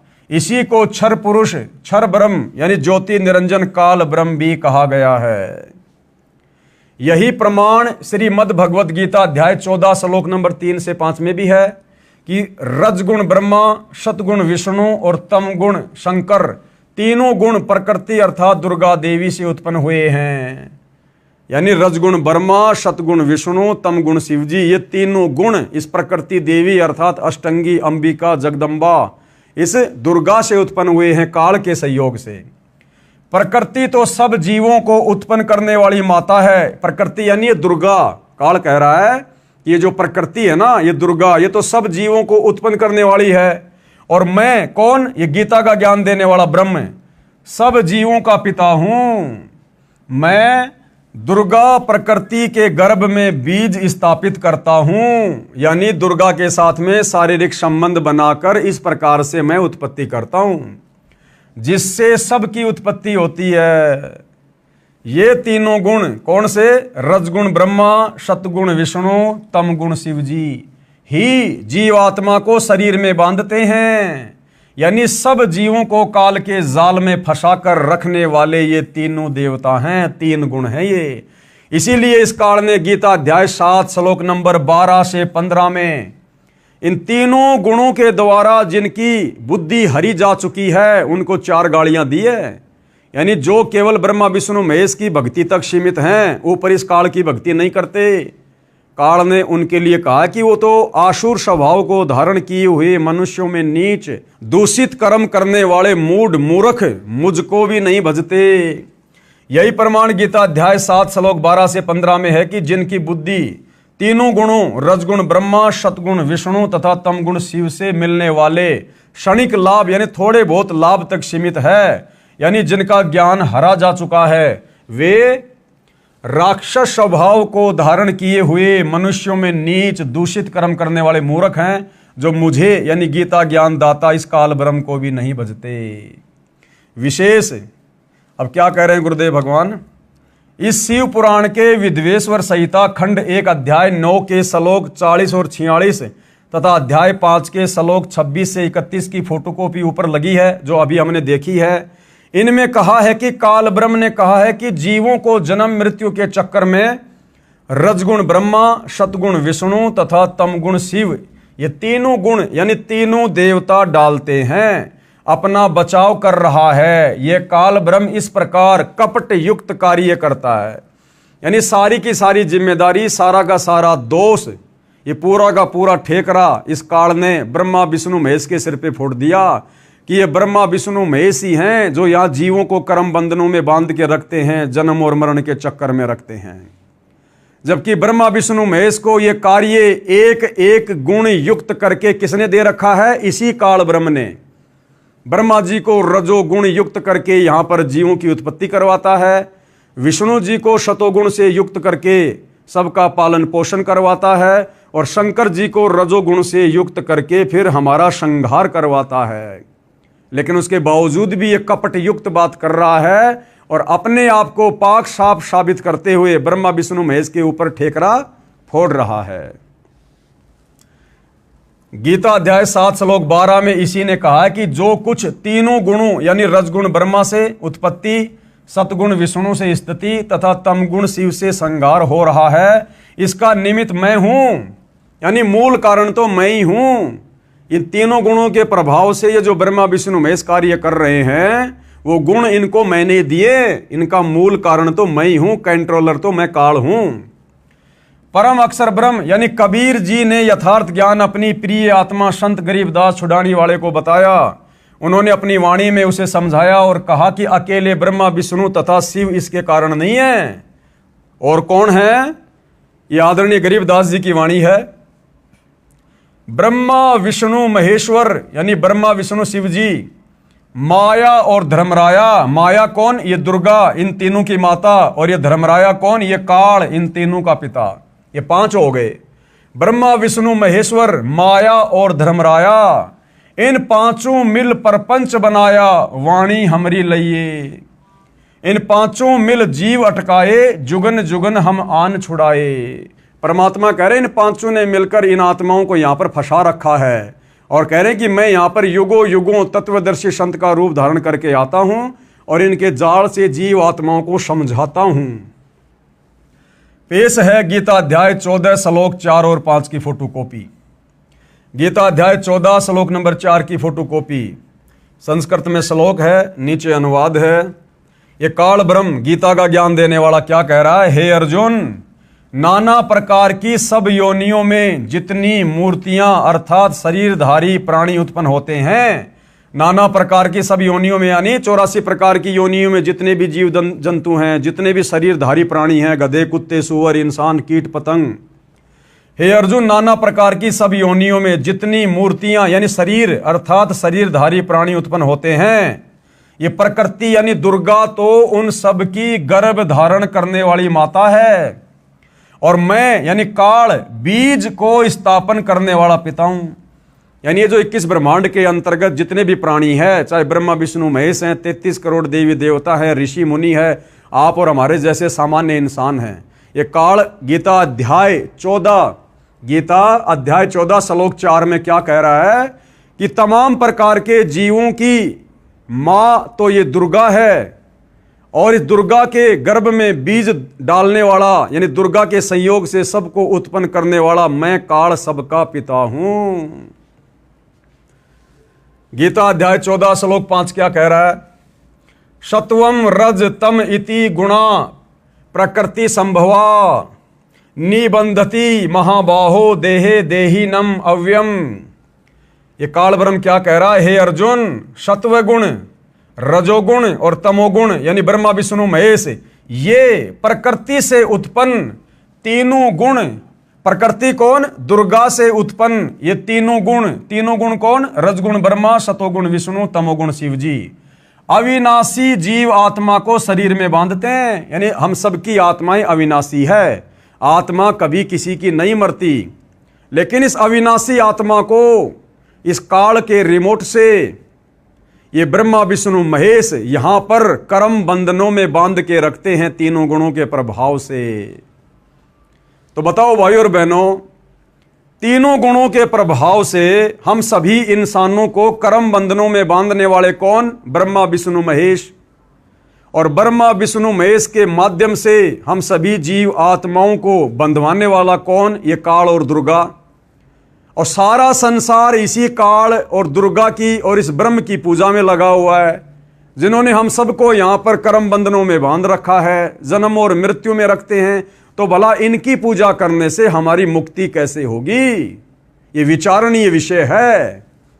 इसलिए गीता अध्याय 4 श्लोक नंबर 34 में ये गीता का ज्ञान देने वाला काल ब्रह्म सच्चाई बता रहा है कि अर्जुन, अगर तुझे जन्म और मरण से छुटकारा चाहिए, परम शांति को प्राप्त करना चाहता है, उस सनातन परम धाम सतलोक में जाना चाहता है, तो भैया किसी तत्वदर्शी संत की खोज कर ले, उस तत्वदर्शी संत से उपदेश ले। वो तत्वदर्शी संत तुझे परमात्म तत्व का ज्ञान बताएगा, तुझे भक्ति और मुक्ति का मार्ग बताएगा, मेरे इस 21 ब्रह्मांड से बाहर निकलने का, कर्म बंधनों से मुक्त होने का मार्ग बताएगा। तब तेरी गति होगी, तेरी सदगति होगी, तुझे पूर्ण मुक्ति मिलेगी। फिर उस परम धाम सतलोक में जाने के बाद गीता अध्याय 18 श्लोक 62 में कह रहा है कि फिर उस सनातन परम धाम में जाने के बाद ये प्राणी वापस लौटकर संसार में नहीं आता है। तो भाई और बहनों, वह तत्वदर्शी संत आज वर्तमान में धरती पर सतगुरु रामपाल जी हैं। ये स्वयं परम अक्षर ब्रह्म हैं, सच्चिदानंद घन ब्रह्म हैं। ये स्वयं ही कबीर देव हैं, क्योंकि स्वयं कबीर देव के अलावा तत्वदर्शी संत की भूमिका संसार में कोई भी नहीं कर सकता। इस 21 ब्रह्मांड का स्वामी काल ब्रह्म, और काल ब्रह्म कह रहा है कि मुझे भी तत्व ज्ञान नहीं है। तो बताओ फिर तत्वदर्शी संत को कैसे हो जाएगा, यदि तत्वदर्शी संत भी आप और हमारी तरह एक सामान्य इंसान होगा और काल के 21 ब्रह्मांड का निवासी होगा। इसलिए जो तत्वदर्शी संत है, जिसके विषय में गीता ज्ञानदाता अध्याय 4 श्लोक 34 में अर्जुन से कह रहा है, वह तत्वदर्शी संत स्वयं ही परम अक्षर ब्रह्म होता है, और वर्तमान में वह तत्वदर्शी संत सतगुरु रामपाल जी है। भाई और बहनों, जितना जल्दी हो सके इस शुभ अवसर का लाभ उठाओ, इस ज्ञान को अच्छे से समझकर अति शीघ्र सतगुरु रामपाल जी की शरण ग्रहण करो, अपनी मुक्ति का मार्ग प्रशस्त करो। आप ये ना सोचो कि मुझे कोई दिक्कत नहीं है, मेरा तो बढ़िया परिवार है, बढ़िया बिजनेस है, लंबी गाड़ी है, बड़ी कोठी है। बच्चे मेरे नौकरी लग रहे हैं, मैं बड़ा अधिकारी हूं, या मैं तो पेंशन आ गया हूं, हजारों लाखों रुपये मेरी पेंशन है। भाई और बहनों, जीवन केवल इतना ही नहीं है। अरे ये सुख कितने दिन का, 10, 20, 50 साल का। अगर आप कोई अधिकारी है, कोई मंत्री है, मान लो आपकी कल को पेंशन बन जाएगी, तो कब तक का सुख है ये? जब तक जियोगे तब तक तो पेंशन मिलेगी। और बुढ़ापे का कष्ट वो पेंशन दूर नहीं कर सकती। जब शरीर में कोई रोग हो जाएगा, भयंकर पीड़ा होगी, कैंसर होगा, वो पेंशन दूर नहीं कर पाएगी। अपने कर्मों का फल तो भोगना पड़ेगा। और ये शरीर छूटने के बाद फिर अगला जन्म मिल गया लक 84 में गधे कुत्ते सूअर का, क्योंकि विधान है जाना पड़ेगा। क्योंकि एक मनुष्य जन्म लक 84 योनियां भोगने के बाद मिलता है। तो ये मनुष्य जन्म यदि तुमने सत भक्ति करके सफल नहीं किया, तो अगला जन्म कहां? गधे कुत्ते सूअर का। अब बताओ फिर सूअर की योनि में तुम्हें कौन पेंशन देगा? कौन तुम्हारे बेटा बेटी बुढ़ापे में तुम्हारी सेवा करेंगे? कौन तुम्हें इज्जत देगा? तो अपने आगे का भविष्य देखो, अपने अगले जन्म देखो, अपनी ज्ञान वाली आंखों को थोड़ा आगे फैलाओ, थोड़ा आगे का देखो, सोचो। और आगे का देखा सोचा जाएगा तत्वदर्शी संत के सत्संग सुन के। अन्यथा ये काल सबकी आंखें बंद रखता है। इसने ब्रह्मा विष्णु महेश की आंखें बंद कर रखी है। अध्यात्म के मामले में आप और हमारी 2 कोटि के जीवों की कैसे खुलने देगा? तो भाइयों और बहनों, आज मौका है। परमात्मा स्वयं धरती पर तत्वदर्शी संत के रूप में प्रकट हैं। यदि इनकी भक्ति करके मुक्ति प्राप्त कर लेते हैं तो हमारा पीछा छूट जाएगा। अन्यथा फिर युगों युगों के लिए हम इसी प्रकार से कर्म बंधनों में बंध जाएंगे और ये हमारी दुर्गति काल इसी प्रकार से करता रहेगा। तो भाइयों और बहनों, आज के वीडियो में केवल इतना ही। कल परमेश्वर के आशीर्वाद से हम पवित्र पुस्तक हिंदू साहिबान नई सिमजी गीता वेद पुराण इसके 6ठे अध्याय में चलेंगे। और 6ठे अध्याय में फिर हम क्या देखेंगे? श्री ब्रह्मा, श्री विष्णु व शंकर जी ही 3 देवता है और ये ही 3 गुण हैं जो हमारे को, यानी इस अविनाशी आत्मा को शरीर में बांध के रखते हैं, काल का भोजन बना के रखते हैं। तो आज गुरुदेव के आशीर्वाद से केवल इतना ही। गुरुदेव हम सभी को आज्ञा दें, आशीर्वाद दें, हमारा मार्गदर्शन करें। बंदी छोड़ सतगुरु रामपाल जी भगवान की जय हो।